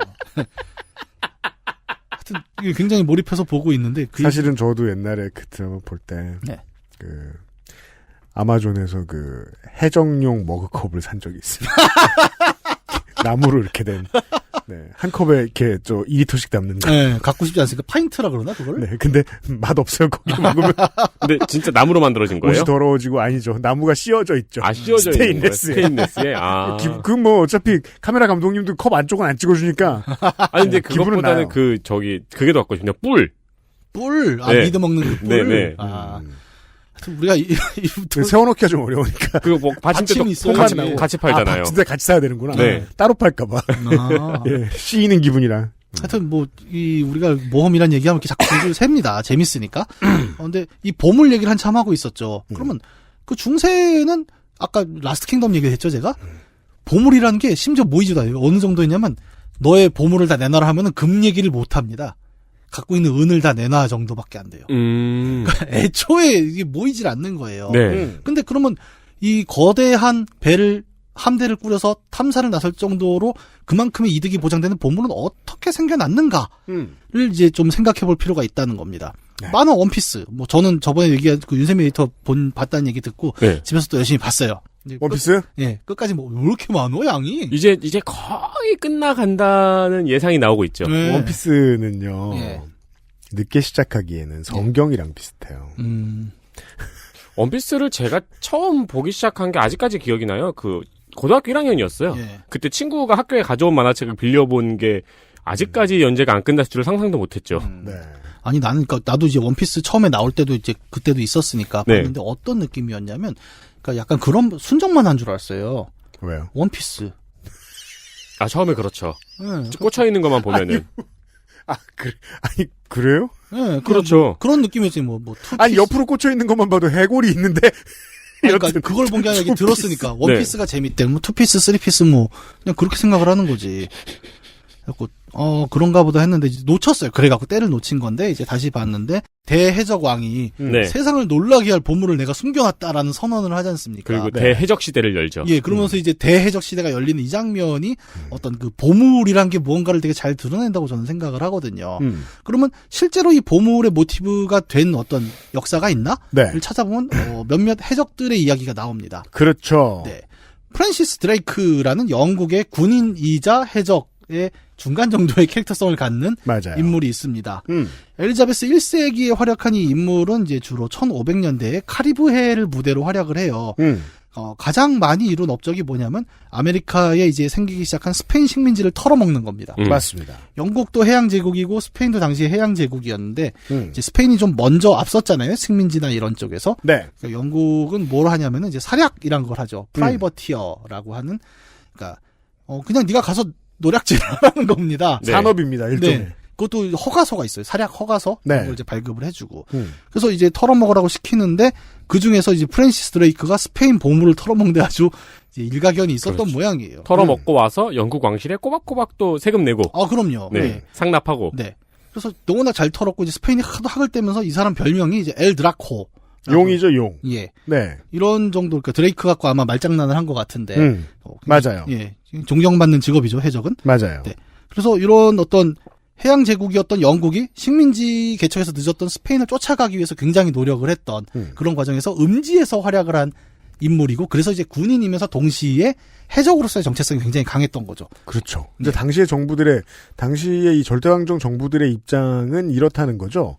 아니, 전면전을 하는 것보다 이게 군인도 덜 들어가고 사람도 덜 죽고 외교 문제도 덜 생기는데 돈은 또 들어와. 얼마나 낫냐라고 그러니까 지금 시계에 비춰보면은 절대로 말이 안 되는 이게 더 안전하다라고 믿었던 거죠. 이게 굉장히 또 제가 게임 얘기를 잘 안 하려고 했는데 오늘 어떤 게임에서 또 드러나냐면 두 가지 게임이 얘기 안 할 수가 없는 게 어차피 어쩔 수 없이 얘기할 거예요. 나중에. 문명 시리즈랑 이제 토타로 시리즈에서 요 개념이 나와요. 뭐냐면 둘 다 해양에 이제 무역 루트들이 발생을 하게 되는데 그 사략선이라는 유닛들을 동원해서 무역 루트에 세워놓고 지나가는 배들을 약탈을 해먹을 수가 있습니다. 네. 이게 굉장히 수입이 짭짤해요. 그리고 이제 왜냐하면 이제 식민지에서 어쨌든 본국으로 재화가 들어가야 이제 최종적으로 완성이 되는 거 아니겠습니까? 근데 공해상의 바다에서 털어먹는 거는 뭐 지금처럼 GPS가 있는 것도 아니고 보물에 그러면 그냥 중간에 없어지면 끝인 거예요. 그렇죠. 네. 말 그대로 여기서는 그 장부가 없는 거래가 이루어지는 거죠. 네. 이렇게 나타나니까 이제 그런 게임들에서도 이 무역 루트 중간을 털어먹는 게 굉장히 큰 역할로 차지를 하게 되는 거고 실제로 그 절대주의 왕정들의 어떤 해외 무역에서도 이런 사략이 허가됐던 건 그렇게 가져오면 뭐 이런 거예요. 아니 우리가 뺏었냐? 네가 뺏긴 거잖아. 어디 이름 모를 해적한테. 그렇죠. 이래버리고 그렇죠. 우리 국고에는 들어오는 겁니다. 그렇죠. 다만 이제 장부가 없는 거래다 보니까 이제 드레이크 같은 이제 유명한 인물들도 당연히 다 상납을 하진 않아요. 원시적인 형태의 용팔이죠. 네, 그렇죠. 그러면서 이제 장부에 없는 거래들이 이제 어딘가에 쌓인 거예요. 네. 이러면서 이제 소위 말하는 안 보이는 이거를 약간 분식회계라고 표현해도 되나? 그런 식의 히든 계좌. 그쵸. 그게 쌓인 게 은닉재산. 네. 은닉재산. 그렇죠. 그게 보물이 되는 거죠. 그렇죠. 왜냐면은 전설은 계속해서 구전으로 커지잖아요. 드레이크는 바다에서 뭐 엄청나게 많은 평생 그렇게 살았대. 엄청나게 많은 배들을 약탈하면서 그 재산을 다 어디다 놨을까? 당연히 숨겨놨지. 어디에? 어디 무인도에. 네. 그 무인도가 어디 있냐? 그럼 이제 나중에 다른 게임들이 막 그게 어디에 있는데 단서들을 막 찾아가고 이러는데. 그리고 이때 당시에 다른 배들도 기회가 되면 해적선이 아니어도 기회가 이제 공해상에서 다른 배를 만나면 일단 한번 붙어봤다는 게 배를 하나 납포를 하면은 그 이득이 어마어마했대요. 그럼요. 그러니까 뭐 몇백 년치의 월급을 한 번에 땡길 수 있는 방법이어서 실제로 선원들도 약탈에 굉장히 적극적이었다고 이제 사략에 굉장히 적극적이었다고 하더라고요. 네. 주식 같은 거죠. 네. 네. 네. 답은 없고 누구는 벌었대고 우리가 아마 내일 마지막에 그 얘기를 하게 될 것 같은데 갔는데 이렇게 배 깃발에 게임스탑이라고 써 있고 그렇죠. 그 한 방의 역전 기회가 있었기 때문에 이런 이제 노략질이 성행을 했던 겁니다. 굉장히 현실적인 거였고 이런 얘기를 했죠. 중세의 모험, 해양 모험들은 기술적인 문제, 그다음에 사회적인 문제, 그리고 한 방에 뭔가를 털어먹을 수 있는 강력한 보물의 집중이라는 것들이 이제 뭉쳐서 실제적인 모험을 만들어냈다. 맞아요. 그리고 그게 이제 시대가 지나서 우리는 그런 대해적 시대가 아니니까 야 재밌는 모험이다라고 이야기를 할 수 있는 시대를 맞았다. 그러네요. 네, 그런 얘기를 할 수 있었다는 겁니다. 이게 이제 근대 초중기의 이야기였다면 근대 후반에 들어오면 이제 조금 더 새로운 또 다른 모험의 프로토타입이 하나 나오는데 뭐죠? 로빈슨 크루소예요. 로빈슨 크루소. 네. XSFM입니다.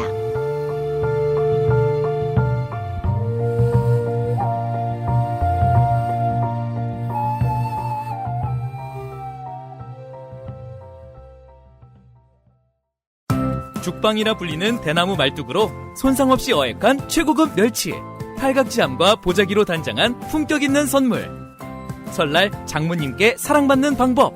바보상회 프리미엄 죽방멸치 세트. 제가 마카롱이 기대했던 모든 것이었어요. 네, 온유 마카롱이요. 입안 가득 프랑스의 달콤함. 온유 마카롱.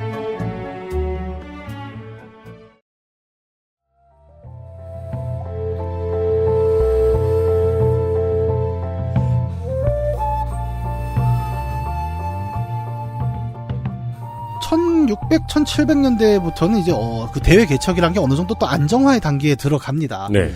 이거 우리 예전에 했던 대항해 시대도 그렇죠. 1, 2편에선 정말 난장판이었는데 4편이 되면 국가들의 해양 장악력이 굉장히 세지면서 어려워요. 네, 자기가 뭘 마음대로 못하는 상황들을 겪게 됩니다. 네. 그래서 이제 로빈슨 크루소가 이 시기의 작품인데 여기서는 이제 보물찾기 얘기를 안 해요. 그래서 뭐가 나오냐? 근대 유럽인과 미개한 야만인이라는 이제 두 대립이 중심으로 펼쳐지죠. 그렇죠. 이 얘기는 뭐 하도 많이 해서 좀 지겨울 정도입니다. 네, 맞아요. 네. 아주 강력한 그 보물찾기를 통해서 대외 팽창이 이루어졌고 그 체계가 완성된 뒤후에는 외지 세계, 그다음에 서구 대립을 설명하기 위한 어떤 이데올로기가 필요해지는데 이런 것들이 이제 우리가 이야기하는 제국주의라는 형태로 나타나게 됩니다. 네. 왜냐하면 이제 앞에서도 접했듯이 식민사업가관에서는 상스럽지 않은 게 없었거든요. 네. 정복할 근거도 없었고 네. 뺏어올 근거도 없었어요. 네. 도덕적인 의의도 아무것도 없고 그러니까 식민지를 개척하는 나라들끼리 해적을 고용해서 지네 걸 막 뺏어도 뭐라고 할 만한 근거도 없었어요. 근거를 만들기에 골똘했죠. 한 세기 네. 동안 서양은. 맞습니다. 그 정리를 해보면 그래요. 이제 고전 시대의 모험이 주인공이 겪는 고난 그리고 그 극복의 이야기였다면 근대 이후의 모험 얘기는 본격적으로 보물이라는 목표가 뚜렷하게 나타나죠. 아 그러네요. 네. 그리고 돈키호테 같은 소설 이제 거의 이제 근대 후기죠. 이런 데에 오면 이제 뭐냐면 그 돈키호테 같은 경우 그렇잖아요. 이미 그 라만차의 영주 혹은 그냥 뭐 그 돈키호테가 처한 상황 자체가 그렇게 위험한 상황이 아니잖아요. 네, 그렇죠. 근데 그러니까 이 양반이 자꾸 투구를 쓰고 달려나갑니다. 어디로? 네. 아까 우리 처음에 얘기했던 안전하니까 모험을 희구하게 된 거예요. 트레인 스포팅이죠. 네. 약 발고 미친 소리 하고. 맞습니다. 이게 되게 재밌어요. 인류 역사는 항상 보면은 안정일 때는 모험을 희구했고 모험으로 위기가 넘칠 땐 또 안정을 희구하는 이 순환이 계속 작동을 하고 있거든요. 모험이 맞아요. 실제로 내 피부에 닿으면 모험이라고 느껴지지 않죠. 그러니까. 네, 빌어먹을 세상이 되는 거죠. 네. 이게 둘이 계속 왔다 갔다 하는 과정 속에 이제 모험이란 이야기가 자리를 하고 있는 거예요. 네. 항상 역사라는 게 그 모험과 혼돈의 시기, 그 다음에 안정의 시기가 매번 현실에서 바뀌죠. 네. 그리고 현실의 그 에라가 체인지되는 시점마다 우리가 꿈꾸는 이야기도 함께 바뀝니다. 안전할 때 우리는 모험 이야기를 하고 모험 시대에는 제발 이 전쟁이 종식됐으면 이렇게 간다는 거예요. 그렇죠. 예. 이게 우리가 고전 시대 그다음에 중세 시대를 그 근대까지 겪으면서 겪었던 모험이란 무엇인가에 대한 좀 역사적인 서술일 거예요. 네. 네. 여기까지를 이야기를 했다면 이제 우리는 그 소위 말하는 그 식민지에서 들어온 대규모의 부가 유럽을 되게 부강하게 만들었죠. 어마어마한 외부의 금은이 들어왔잖아요. 노예도 엄청 쏟아져 들어옵니다. 그래서 유럽이 풍요로워지면서 나온 게 그 벨 에포크라고 하는 유럽 최대의 부죠. 네.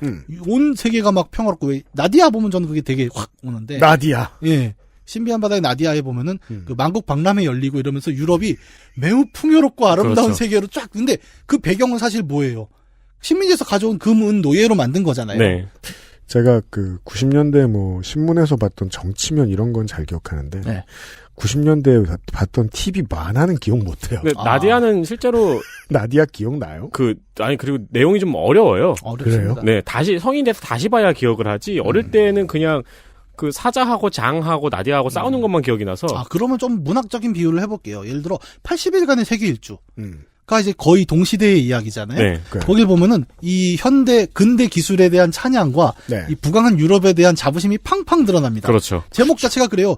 우리는 세계를 80일 만에 돌 수 있다. 기차와 비행선과 기선으로. 맞아요. 그리고 그 중간중간에 보면 그리고 그것도 돈 많은 사람들끼리 그 이제 그냥 수다 떨고 노는 데서 예. 그러니까 굳이 말하자면 이제 비싼 찜질방 같은 데서 예. 떠들다가 내기한 거죠. 네. 그렇죠. 네. 그 풍요로움이 팡팡 드러나요, 정말. 그 힘든 건 비서가 다 하고. 예. 그걸 우리가 네. 이제 벨 에포크라고 하잖아요. 아름다운 시절. 네. 물론 이제 몇 년 뒤에 1차 세계대전으로 다 박살이 나긴 합니다만. 그 실제로 파리박람회 같은 경우에도 그 자만심을 그냥 표출을 한 거였잖아요. 예. 실제로 거기에 인간을 전시하기도 했고. 네.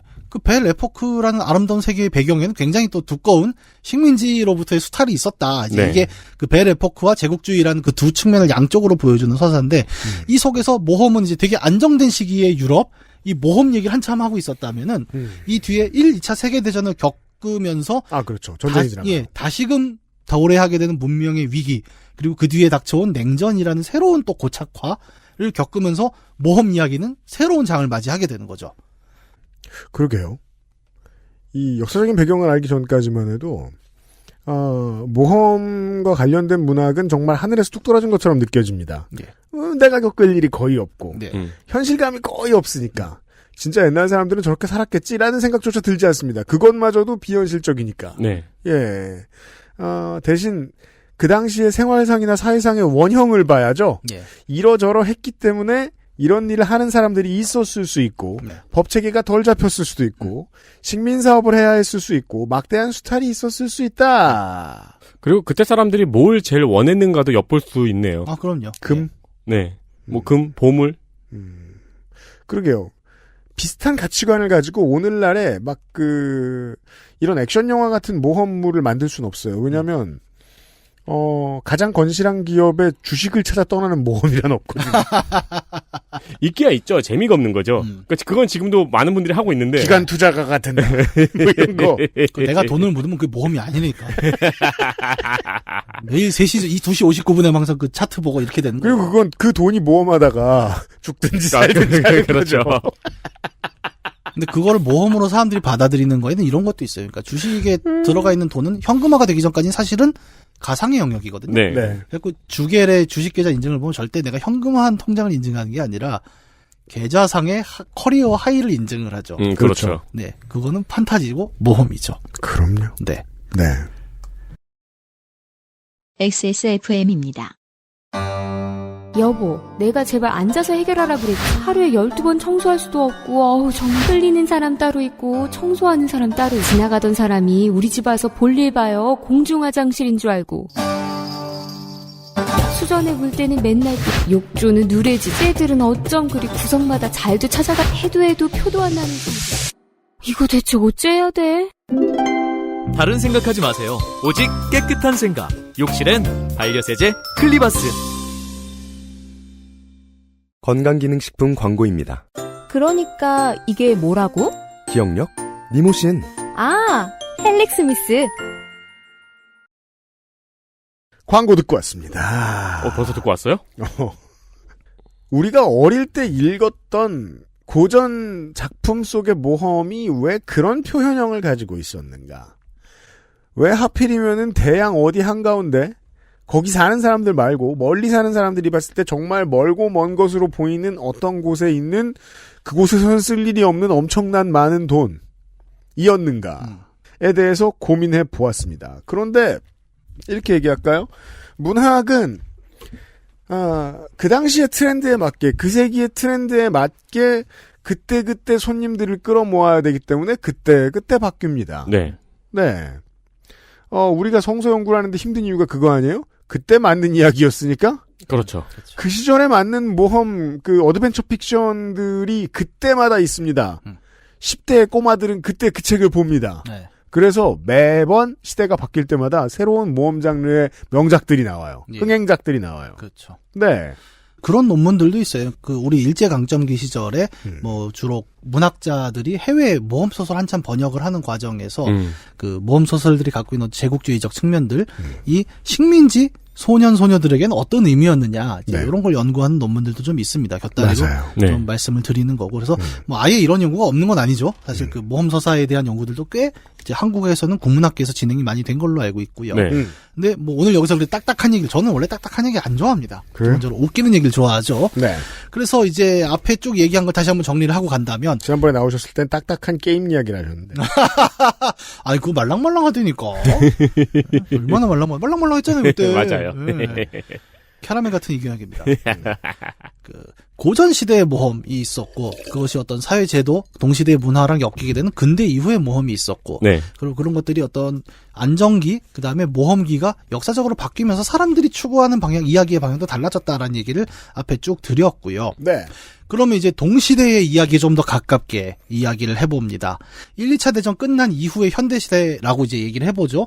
그러면 우리는 물론 이제 전 세계 여기저기서 아직도 분쟁은 있긴 하지만 아마도 인류사를 통틀어 본다면 가장 많은 인류가 안정기를 보내고 있는 그런 시기가 아닐까? 그렇죠. 예. 아마 몇백 년이 지난 다음에 후손들이 엄청 원망할 시기일 거예요. 뭐 그럴 수도 있을 네. 겁니다. 예.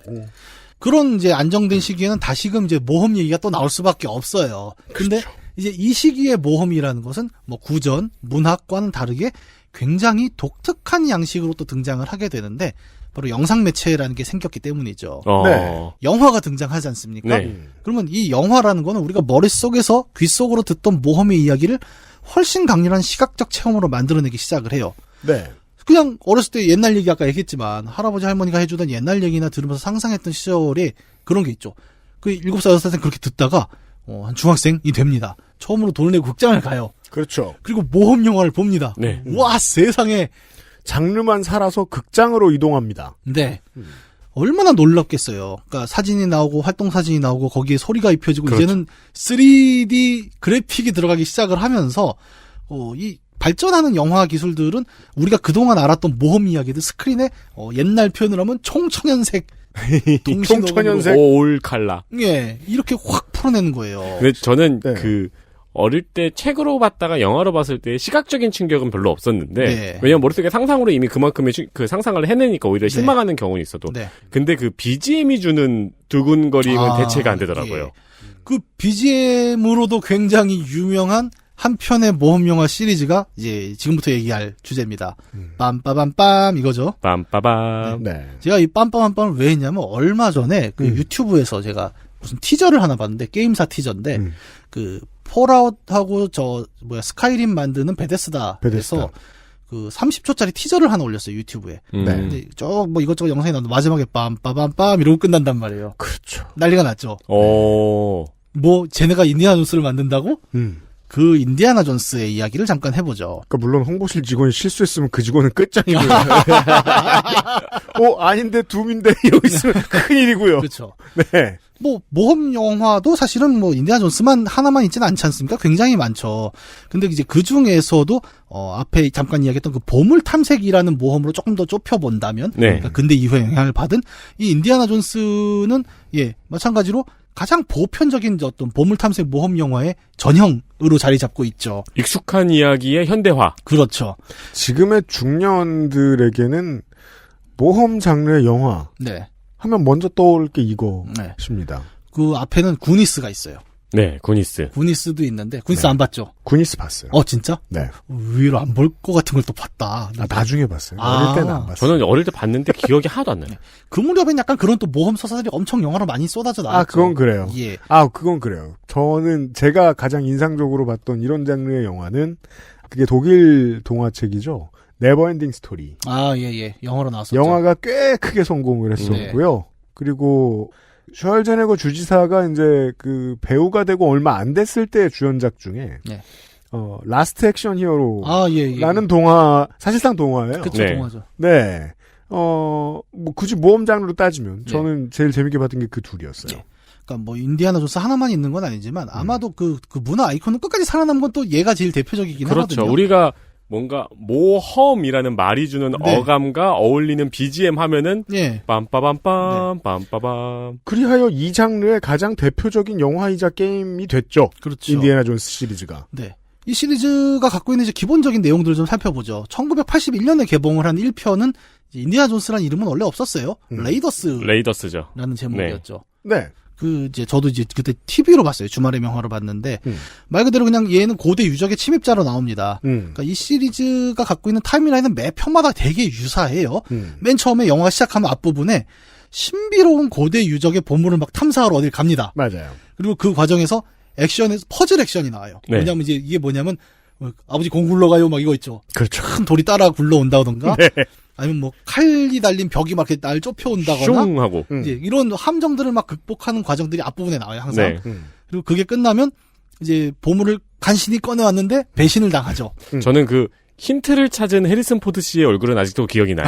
딴 데를 보면서 예. 정색하는. 네. 1편 같은 경우에도 그게 잘 나와요. 그래서 제일 유명한 게 그 마지막에 황금 다산상 그 유적을 빼올 때 같은 무게의 모래주머니로 그 함정을 그렇죠. 무력화하는 장면들이 나오죠. 네. 이런 장면들이 나오다가 이제 뒤통수를 맞고 인트로가 끝나면 뒤통수를 맞고 인트로가 끝나요. 네, 항상 그렇게 끝나요. 그다음에 항상 그 뭔가 찾았어 하면은 뒤에서 네. 인디애나 존스 이러면서 똑같다. 총을 딱 겨누면서 들어와요. 우와. 오, 깜짝 놀랐어. 딱 그 속도, 그 톤으로 말을 해요, 네. 정말로. 이제 그러면 이제 1편에서는 이제 통수 맞고 돌아온 인디에게는 이제 누가 찾아와요. 그래서 나치가 지금, 여기서는 이제 미국 정보부죠. 이상한 그 유적을 찾아서 뭐 전쟁을 이기려고 한다. 근데 뭐 말도 안 돼요. 전쟁을 하는 게 아니라 유적을 찾아서 전쟁을 이기려겠다고 하죠. 네. 이것도 나중에 보면 알겠지만 사실은 되게 신비주의적인 어떤 그런 얘기가 있긴 한데. 엉성한 변형이죠. 과거 작품에. 네. 그래서 뭘 찾는데요? 물어보면 성궤를 찾는데요. 네. 이 성궤가 뭐냐? 그 유대인 전설이잖아요. 그 기독교 전설이기도 하고 모세가 시나이 산에 올라가서 그렇죠. 하나님이 그 10계명이 담긴 석판을 줬는데 그걸 이제 괴짝에 담아 놓은 거지 않습니까? 네. 근데 이거를 찾아서 뭐 하게요? 근데 모르겠고 일단 그 힘을 가지고 전쟁을 이기려 하니까 우리가 먼저 찾아야 된다. 네. 이거는 이제 그런 똑같은 거죠. 왜 우리가 무슨 수를 써서라도 달에 먼저 가야 한다. 이런 지기 냉전기 우주 경쟁처럼. 그러니까 뭔가 성계의 힘을 가지고 마법의 힘으로 전쟁을 이기려는 네, 그런 네. 것 같은 거잖아요. 그러니까 그거를 실제로 믿건 말건 우리가 어쨌든 나치보단 빨라야 된다. 그렇죠. 예, 이게 많은 회사들이 지금도 하는 게 있지 않습니까? 뭐 예를 들어 뭐 삼성과 LG가 휴대폰 삼성 이거 야 먼저 해. 돈 더 많이 써. 뭐 이런 약간 경쟁의 느낌이 분명히 있는 근데 거죠. 어떤 미친놈이 거기에서 이제 슬쩍 밀어넣어 본 거죠. 아무 실험이나 해볼까? 저기 성괴를 LG가 먼저 길길이 날뛰며 뭔지 몰라 가져와. 아니, 일단 가져와. 네. 내가 책임질게. 뭐 이런 거 하는 거예요. 그래서 이제 성괴가 그럼 어디 있냐? 이집트 어딘가에 있대요. 근데 정확한 그 위치를 아는 유물이 있죠. 항상 유물의 퍼즐을 맞춰야죠. 또. 그래서 태양신 라의 지팡이에 새겨져 있다. 그래서 그 지팡이를 찾아야 되는데 지팡이 끝에 메달 달린 게 제일 핵심인데 이거를 인디 스승이 갖고 있어갖고 스승이 어디 있냐? 네팔 갔다가 막 쫓겨나고 막 이런 과정들이 막 있습니다. 여기서 재밌는 게 그 디아블로 2의 얘기가 여기서 나오죠. 그 디아블로 2의 액트 2에 보면 호라드릭 지팡이가 딱 요 구조로 돼 있어요. 네. 심지어 그 꽂았을 때 그 모양도 똑같습니다. 영화랑. 네. 모양도 똑같아요. 아. 예. 그 이렇게 빛 쫙 들어갖고 열리는 거. 맞아요. 약간 사실 오마주가. 오마주예요. 네. 정확히는. 이 영화의 기법이 생각보다 많은 게임에 영향을 줍니다. 굉장히 많아요. 정말. 너무 많습니다. 네. 저는 그래서 이거를 인디애나 존스에서 봤는데 네. 라는 생각이 들었던 게임이 너무 많았는데 그중에 제일 독특했던 건 영제로였어요. 영제로? 아. 네, 퍼즐을 풀다 말고 이거 인디애나 존스인데 이 생각하고 있다가 귀신이 뒤에서 네. 많은 귀신이 퍼즐들이- 뒤에서 인디애나 존스. 근데 카메라로 찍어야 되고 당황하지 말고. 와, 저거 쩐다. 나도 저거 해봐야겠다. 와. 진짜. 하여튼 이제 그 지팡이도 찾고 메달도 찾아서 이제 인디가 막 간단 말이에요. 네. 뭐 이거 얘기를 길게 할 건 아니고 어쨌든 다 퍼즐을 풀고 성계를 찾죠. 네. 그러면 또 성계 갖고 올라오면은 출구에 기다리고 있죠. 그렇죠. 또 그거 하는 거죠. 또 이제 인디애나 존스. 그래서 성계 내놓으라고. 네, 좀 이따 녹을 양반이. 네. 또 그걸 뺏어갖고 나치가 그걸 하다가 성계를 열었는데 네. 여기서 말도 안 되게 그 성유물이 실제로 작동을 해버리죠. 네. 신의 분노가 터졌고 다 죽어버리면서 끝난다. 어릴 적에 엄청난 트라우마를 남겼던 장면이었어요. 예, 그 영화사에도 한 장면이라고 하더라고요. 그 네. 그래픽 활용으로. 그래서 누가 이 얘기 이제 결국 이제 나중에 성배는 다 인디가 가져가서 그 저기 미국 어디 창고에 숨겨놓고 이게 나중에 4편에도 나오기도 하는데 누가 그런 얘기를 하더라고요. 아니 그러면 야 인디아나 존스가 어차피 개입을 안 했어도 걔는 성계를 찾고 뚜껑을 열어서 다 죽었을 거 아니냐. 누군간 죽었죠. 네. 그러면 도대체 개입을 한 이유가 뭐냐. 아, 그러네요. 예. 나도 그 얘기를 듣고 그러네. 약간. 그냥 다 죽어 있으면 나중에 가면 되는 거였네. 네. 상관이 없었던 거예요. 맞아. 아, 그래서 판타지구나? 뭐 이렇게 해석할 수도 있겠습니다. 여기 그냥 간단하게 이제 1편을 두고 개요를 생각해 봤는데 몇 개 키워드를 좀 정리해 볼 수 있을 거예요. 먼저 첫 번째로 고대의 신비로운 보물. 이 있죠. 실제로 작동을 하는 보물이죠. 그리고 이걸 차지하려는 적세력이 있어요. 이 두 가지가 이 시리즈의 이후 키워드를 쫙 관통을 합니다. 근데 이제 그 다음에 나온 2편은 조금 좀 다른데 여기선 아시아가 부각이 돼요. 이 편에선. 이 편의 제목이 정확히 이 되게 한국 사람들이 오타를 많이 냅니다.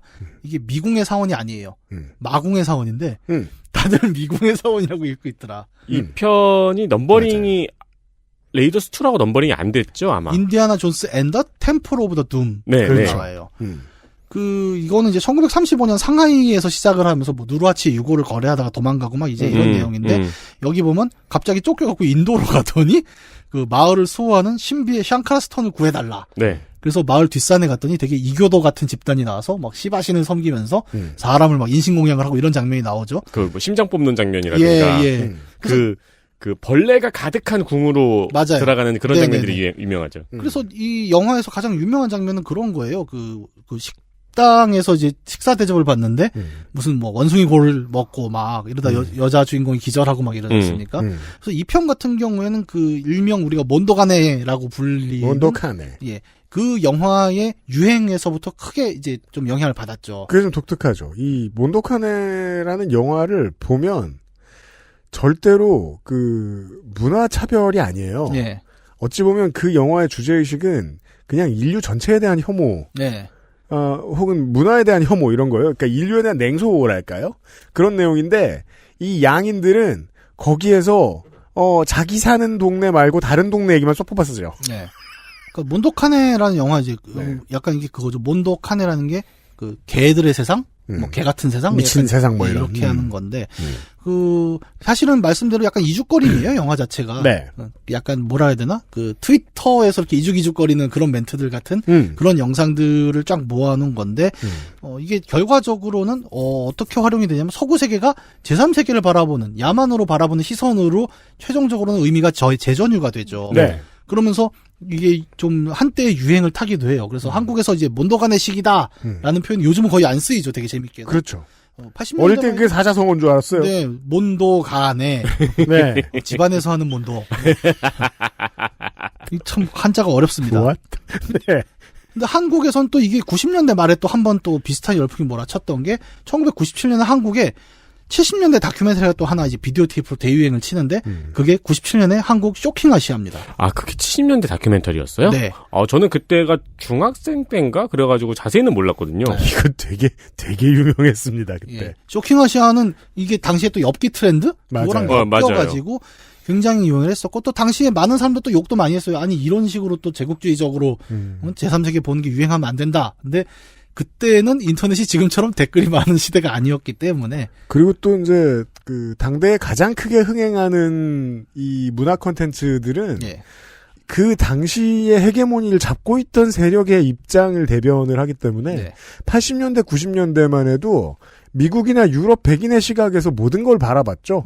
블록버스터 흥행작들은. 인디아나 존스 시리즈도 마찬가지였습니다. 마찬가지였습니다. 네. 우리도 보면서 그냥 우리가 유럽인의 입장에서 보게 된 거였고. 맞아요. 그리고 그런 인디아나 존스 2편도 그런 몬도카네의 그 유행에서 그렇게 벗어나지 못했다는 문제가 좀 있었고, 지금도 많이 지적되는 부분이기도 해요. 네. 어쨌든 다시 이제 본론으로 들어가면 이제 샹카라 스톤이라는 건 5개로 구성돼 있고, 재밌습니다, 이거. 네. 이 5개의 돌을 다 모으면 엄청나게 강한 절대적인 힘을 발휘할 수 있죠. 5개라는 점에서는 인피니티 스톤 같고요. 네.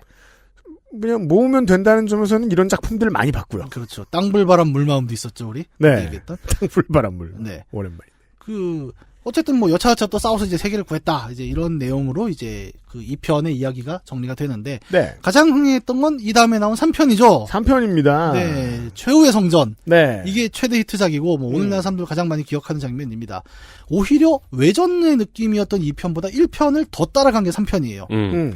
구조가 거의 동일합니다. 자, 처음에 딱 영화 시작하면은 뭐가 나오냐면 코로나도 십자가를 놓고 기차에서 막 도망치는 이야기가 어린 시절에 인디아나 존스가 나오죠. 네. 이게 리버 피닉스죠. 그렇죠. 예, 주연이. 네. 그리고 그랬구나. 네. 그 장면이 유명했기 때문에 그 최후의 성전 게임의 첫 장면도 그 기차죠. 네, 맞습니다. 네. 그 기차 이렇게 뛰면서 그 스텝 크레딧이 쫙 나오는 게 그렇죠. 어드벤처 게임 인디아나 존스의 첫 장면이에요. 그 장면에서 이제 기차 안으로 들어가니까 어디는 뱀 잔뜩 있고, 맞아요. 어디는 사자 잔뜩 있고. 네, 맞습니다. 네, 이 문법에서 지금까지의 그 모험을 소재로 한 영화들 게임들이 변화하지 않고 넣게 돼요. 네. 이 기차 액션 장면들을. 그렇습니다. 나중에 네. 이제 안성기 씨가 본부 하는 데까지. 맞다, 그것도 있었구나. 네. 뭐 어쨌든 전편의 다신상 퍼즐 장면이 이제 그 기차로 대체가 되고 또 네. 똑같이 그 결국 못 뺏어요. 코로나도 십자가를 뺏기죠. 근데 그 악당 주인공 중에 하나가 중절모를 씌워줘. 너무 훌륭했다. 라고 하면서 이제 그걸 평생 쓰고 다니는 이야기로 시작이 되고 네. 이번에는 성회가 성배로 바뀝니다. 그리고 그 이탈리아 베니스 지하에 있는 하수도의 카타콤이 이제 퍼즐 미로가 되고 그다음에 여기서는 이제 저 헨리 존스라고 숀 코너리. 숀 코너리가 나오죠. 그래서 그렇죠. 아버지와 함께 가는 이야기로 나오게 되는 게 이제 3편의 이야기예요. 뭐 그다음에 4편은 별로 언급하기 싫습니다. 이거는 좀 망했어요.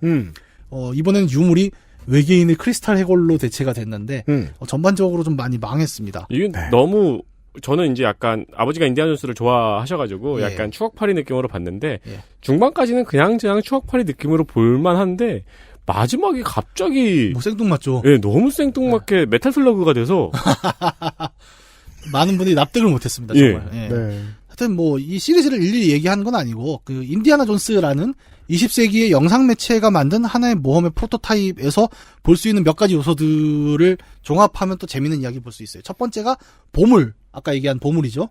사실 뭐 게임으로 플레이하신 분들은 최후의 성전 이후에도 나왔던 작품들을 해보셨던 분들이 계셨을 거예요. 사실상 그 영화의 세계관은 그 최후의 성전 이후로 끝났다고 봐도 네. 무방하기 때문에 맞습니다. 네. 근데 뭘로 보셨든 간에 얼개는 다 똑같죠, 사실은. 네, 기본 구조가 똑같아요. 네. 그 구조를 그래서 이해하면 재밌다는 거예요. 그걸 보고 있어요. 보물이라는 거는 이 시리즈에서 단순한 부가 아닙니다. 우리가 앞에 그 대항해 시대의 모험에선 부였죠. 일확천금. 옛날에는 부라고만 말해도 너무 신비스러웠기 때문에 더 신비스러울 필요도 없었어요. 그렇게 많은 돈이 있어?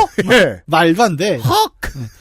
여기서의 보물은 아주 막강한 힘. 근데 현대 과학으로 밝힐 수 없는 신비로운 힘을 갖고 있는 존재들이에요. 전부. 그런 걸 집어넣었어요. 네. 성배도 그렇죠. 성괴도 그렇고 뭐 이 편의 샹카라 스톤도 그냥 이건 과학적으로 말이 안 되는데 영화에서 진짜 작동을 해요. 네. 네. 그런 특성을 가지고 있다. 그러니까 다시 말해 현대적 지식으로 설명이 안 되지만 실제하는 힘을 발휘한다라는 것. 이거의 의미는 뭐냐면 이제 이게 진짜 힘인데 일상적인 권력이 아니다. 라는 이제 판타지적 설정인 거예요. 그렇죠. 그러니까 이제 사회 구조가 무너지고 계급 사회가 무너지면서 이제 부라는 거는 사람들한테 환타지가 아니게 된 거죠. 예, 예. 그런 어떤 근대적인 합리적인 세계로는 이해할 수 없지만 실존하는 뭔가가 있다라는 게 이 보물의 첫 번째 성격입니다. 네. 그리고 이 설정이 재밌는 건 주인공의 직업이기도 해요. 네. 고고학자. 대학 나오죠. 교수. 대학 교수로 그렇죠. 나오죠. 네. 이건 뭐냐면 대학이라는 게 하나의 체계 아닙니까? 그러니까 우리가 소위 말하는 이제 과학적 방법론이라고 부르는 근대 이후의 합리주의 체계가 하나의 시스템으로 돼 있고 그 속에 그 체계의 정점으로 잡히는 교수라는 직함을 갖고 이 보물에 접근을 하고 있다는 그 서구 합리주의 체계의 대표 주자인 교수 그리고 그 합리로는 설명할 수 없는 힘을 가진 보물이라는 대립구도가 하나 나와요. 네. 여기서. 존 실버는 아니죠. 네. 존 실버는 사실상 뭐랄까 가이브러시 트리부드의 맞습니다. 그 모델이에요. 예. 그렇게 작품에 나오지 않을 뿐 해적 워너비죠. 네. 예. 근데 인디애나 존스는 그거랑은 좀 달라요. 네. 해적이 아닙니다. 인싸예요. 대학 교수잖아요. 그렇죠. 네. 테뉴어도 있어요. 그러니까 어릴 적에 정규직이에요. 예. 어릴 적에 늘 궁금했던 게 모험가라는 직업이 있다는 게 늘 궁금했거든요. 네. 그러니까 그는 무엇을 먹고 사는가. 그 개연성을 해결해줬죠. 여러분의 등록금을 먹고 살고 있었습니다. 여러분의 등록금으로 국가의 남미에 가서 교육부의 지원금과 예, 생각해보세요. 교수가 저 성배 찾으러 가겠습니다. 채찍이나 사고 안 잡고. 그런 이제 보물의 특성이 하나 있었다라는 게 첫 번째. 그 다음에는 적이에요. 그 인디아나 존스에 맞서는 적이라는 것은 이제 항상 보면 또 나름의 공통점을 보여주는데 나치와 소련 혹은 이제 이 편은 약간 다른데 종교 집단이었죠. 얘들은 일단 기본적으로 서방의 적입니다. 네. 예, 나치도 그렇고 소련도 그렇고. 냉전 시대 미국 진영의 적이죠. 네. 냉전 전에는 서구 진영, 그렇죠. 연합군 진영의 적. 네. 그러니까 이 둘이 다만 시대가 바뀌었지만 계속 유지가 되고 있다는 게 하나 나와요. 이 비슷한 구도는 그 소설과 영화 반지의 제왕에서도 비슷하게 나타나죠. 반지의 제왕을 재밌게 보던 맞아요. 사람들이 영화 3편에서 뭘 느끼냐면 서쪽의 사람들이여라고 외치는 장면에서 약간 이질감을 느낀다고 하더라고요. 네. 이게 이제 모험 영화에서 싸우는 것만 떼놓으면 이 환타지 전쟁 영화 같은 것들이 된단 말이에요. 네. 이 실베스터 스텔론과 아놀드 슈왈제네거를 매겨 살린. 네. 그 시절의 8, 90년대 영화들도 미국의 시각이죠, 다. 네, 맞습니다. 예, 적이 그래서 다른 피부색 혹은 소련에 살아요. 네. 반지의 같은 경우에도 그 원전까지 올라가도 사실 오크가 무엇을 모티브로 만들어졌는가를 생각해도 동일한 시각이죠. 네, 맞습니다. 네. 뭐 그게 나쁘다 이제 약간 이런 얘기를 하기보다는 그냥 인디애나 존스를 인수분해하고 있어요. 네. 결국 이 선악 구도의 간편함이란 게 기본적으로 어드벤처라는 그 장르에 집중하기 위한 어떤 되게 편리한 설정이었다고 네. 보실 수 있을 그래요. 건데, 이게 제가 좀 중요하게 보는 점은 뭐냐면, 인디는 혼자 다닙니다, 대체로. 네. 그죠? 그러니까 자기가 대학 교수라고 해서, 뭐, 대학원생을 끌고 가진 않아요, 보면. 그런 놈, 그러네. 그런 놈이었으면 지가 안 갔죠. 네. 그냥 애들 보냈겠지. 그렇죠. 네. 네. 그런 면에서 현실 고증이 좀 부족하네요. 하다못해 끌고라도 가잖아요. 그리고는 막 저 공천 알아보고 있었겠지. 예. 이번에 재보선이 있다는데. 그러니까 이것도 의도적인 설정이에요. 그러니까 혼자다, 개인이다라는 설정이 반대로 이 인디를 추적하는 조직은 전부 말 그대로 조직, 집단, 체제입니다. 네. 맞아요. 그러니까 개인 대 조직의 대결 구도도 이 안에 살짝 나타나는 거예요. 이것도 이제 뒤에 가면 재밌는 이야기가 될 겁니다. 그다음에 세 번째, 유적의 퍼즐과 수수께끼라는 요소가 있죠. 네. 요거는 보물과 비슷하게 고대의 무언가죠. 그런데 이 유적은 보물에 비해서 합리주의적인 시각에서 납득 가능한 형태로 나타납니다. 머리를 쓰게 해요. 네. 그러니까 그 거대한 돌이 저기서 굴러온다는 거는 돌보다 빠르게 뛰거나 옆으로 피하면 살 수 있다라는 우리가 일반적으로 생각할 수 있는 이성적인 근거를 계속 제공을 해줍니다. 네. 하지만 성괴를 열면 다 죽는다는 우리가 상상할 수 없잖아요. 그렇죠. 예, 그 둘은 달라요. 그래서 네. 맞아요. 그러면서 동시에 그 주인공 인디아나 존스의 대적자가 되죠. 하지만 그렇다고 나치나 소련, 다시 말해 인디와 개인 대 사회 조직으로 부딪혔던 적도 함께 공격합니다. 그렇죠? 이 유적의 함정들은 현세에는 그 제작자가 존재하지 않지만 그들이 선조라고 표현을 할게요. 앤세스터들이 남긴 장치가 여전히 작동하고 있다라는 굉장히 재밌는 메타포를 갖고 있어요. 사실 이렇게까지 원고를 열심히 써왔는데 호라이즌 제로던 얘기를 괜히 했다. 왜요? 너무 많은 스포를 했네요. 인디애나 존스가 정말 많은 것들의 원전이에요. 네, 맞습니다. 예, 여튼. 예. 그래서 이 인디와 이 유적의 수수께끼 퍼즐은 또 어떤 대립구도가 나오냐? 제작 의도를 떠나서 작동하는 거대한 기계장치에 맞서는 인간의 모습이 또 하나 나오게 되는 거죠. 예. 요런 이제 요소들이 공통점으로 남아서 한 세 가지 정도 우리가 추렸죠. 이 세 가지가 우리가 영상 매체로 접하게 되는 20세기의 모험을 만들어내는 기본 요소들이 됐죠. 네. 그래서 이 영화는 그 모험 안에 보면은 고전시대의 모험, 근대의 보물찾기 모험을 되게 적절하게 짬뽕을 해놨고, 그 모험의 과정에서 벌어지는 일들을 영상 스펙타클로 꽉꽉 채우죠. 막 뛰어내리고 막 쏟아지고 난리도 아닙니다. 네. 그러면서 이제 폭발적인 인기를 얻었고, 이를 안락한 공간에 앉아서 도전에 응전하며 더 거대한 부와 권력을 향하는 이야기를 즐기던 사람들에게 다가온 거예요. 그래서 이 영상 매체는 스펙타클로 꽉 채워진 굉장히 짜릿한, 그렇죠. 20세기 이전의 사람들은 전혀 상상도 못한 놀라운 모험 얘기를 만들어냈는데, 네. 그로부터 불과 몇십 년 지나지 않아서 우리는 더 짜릿한 몰입감을 선사하는 새로운 매체를 하나 만나게 됩니다. 그렇습니다. 여기까지 이야기를 했습니다. 놀랍게도 정말로 게임 얘기를 안 했네요. 아, 진짜 안 되니까. 게임 얘기 나만 했어. 그러니까요. 아랫목에 앉아서 보는 영상 매체는 싸움도 넣어야 되고 적도 넣어야 되고 이렇잖아요. 그렇죠. 다른 패턴으로 발전한 것들도 있어요. 예를 들면 90년대 초중반부터 서양인들이 열광하기 시작한 우리는 이미 다 봤던 소림사 영화. 브루스리 주연의 패턴 영화들을 계속해서 양산해내게 만든 그 원형. 네. 근데 그 장르는, 무술 영화 장르는 이거랑은 문법이 달라요. 네. 보물과 수수께끼가 없습니다. 네. 적과 원수만 있어요. 그렇죠. 적과 원수, 가끔씩 비급. 주제는 싸움과 명예예요. 네. 많이 다르죠.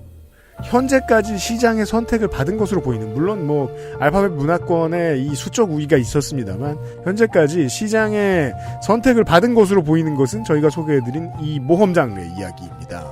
인디애나 존스에서 역설한 이 기법들은 내일 그대로 복사한 듯이 들으실 겁니다.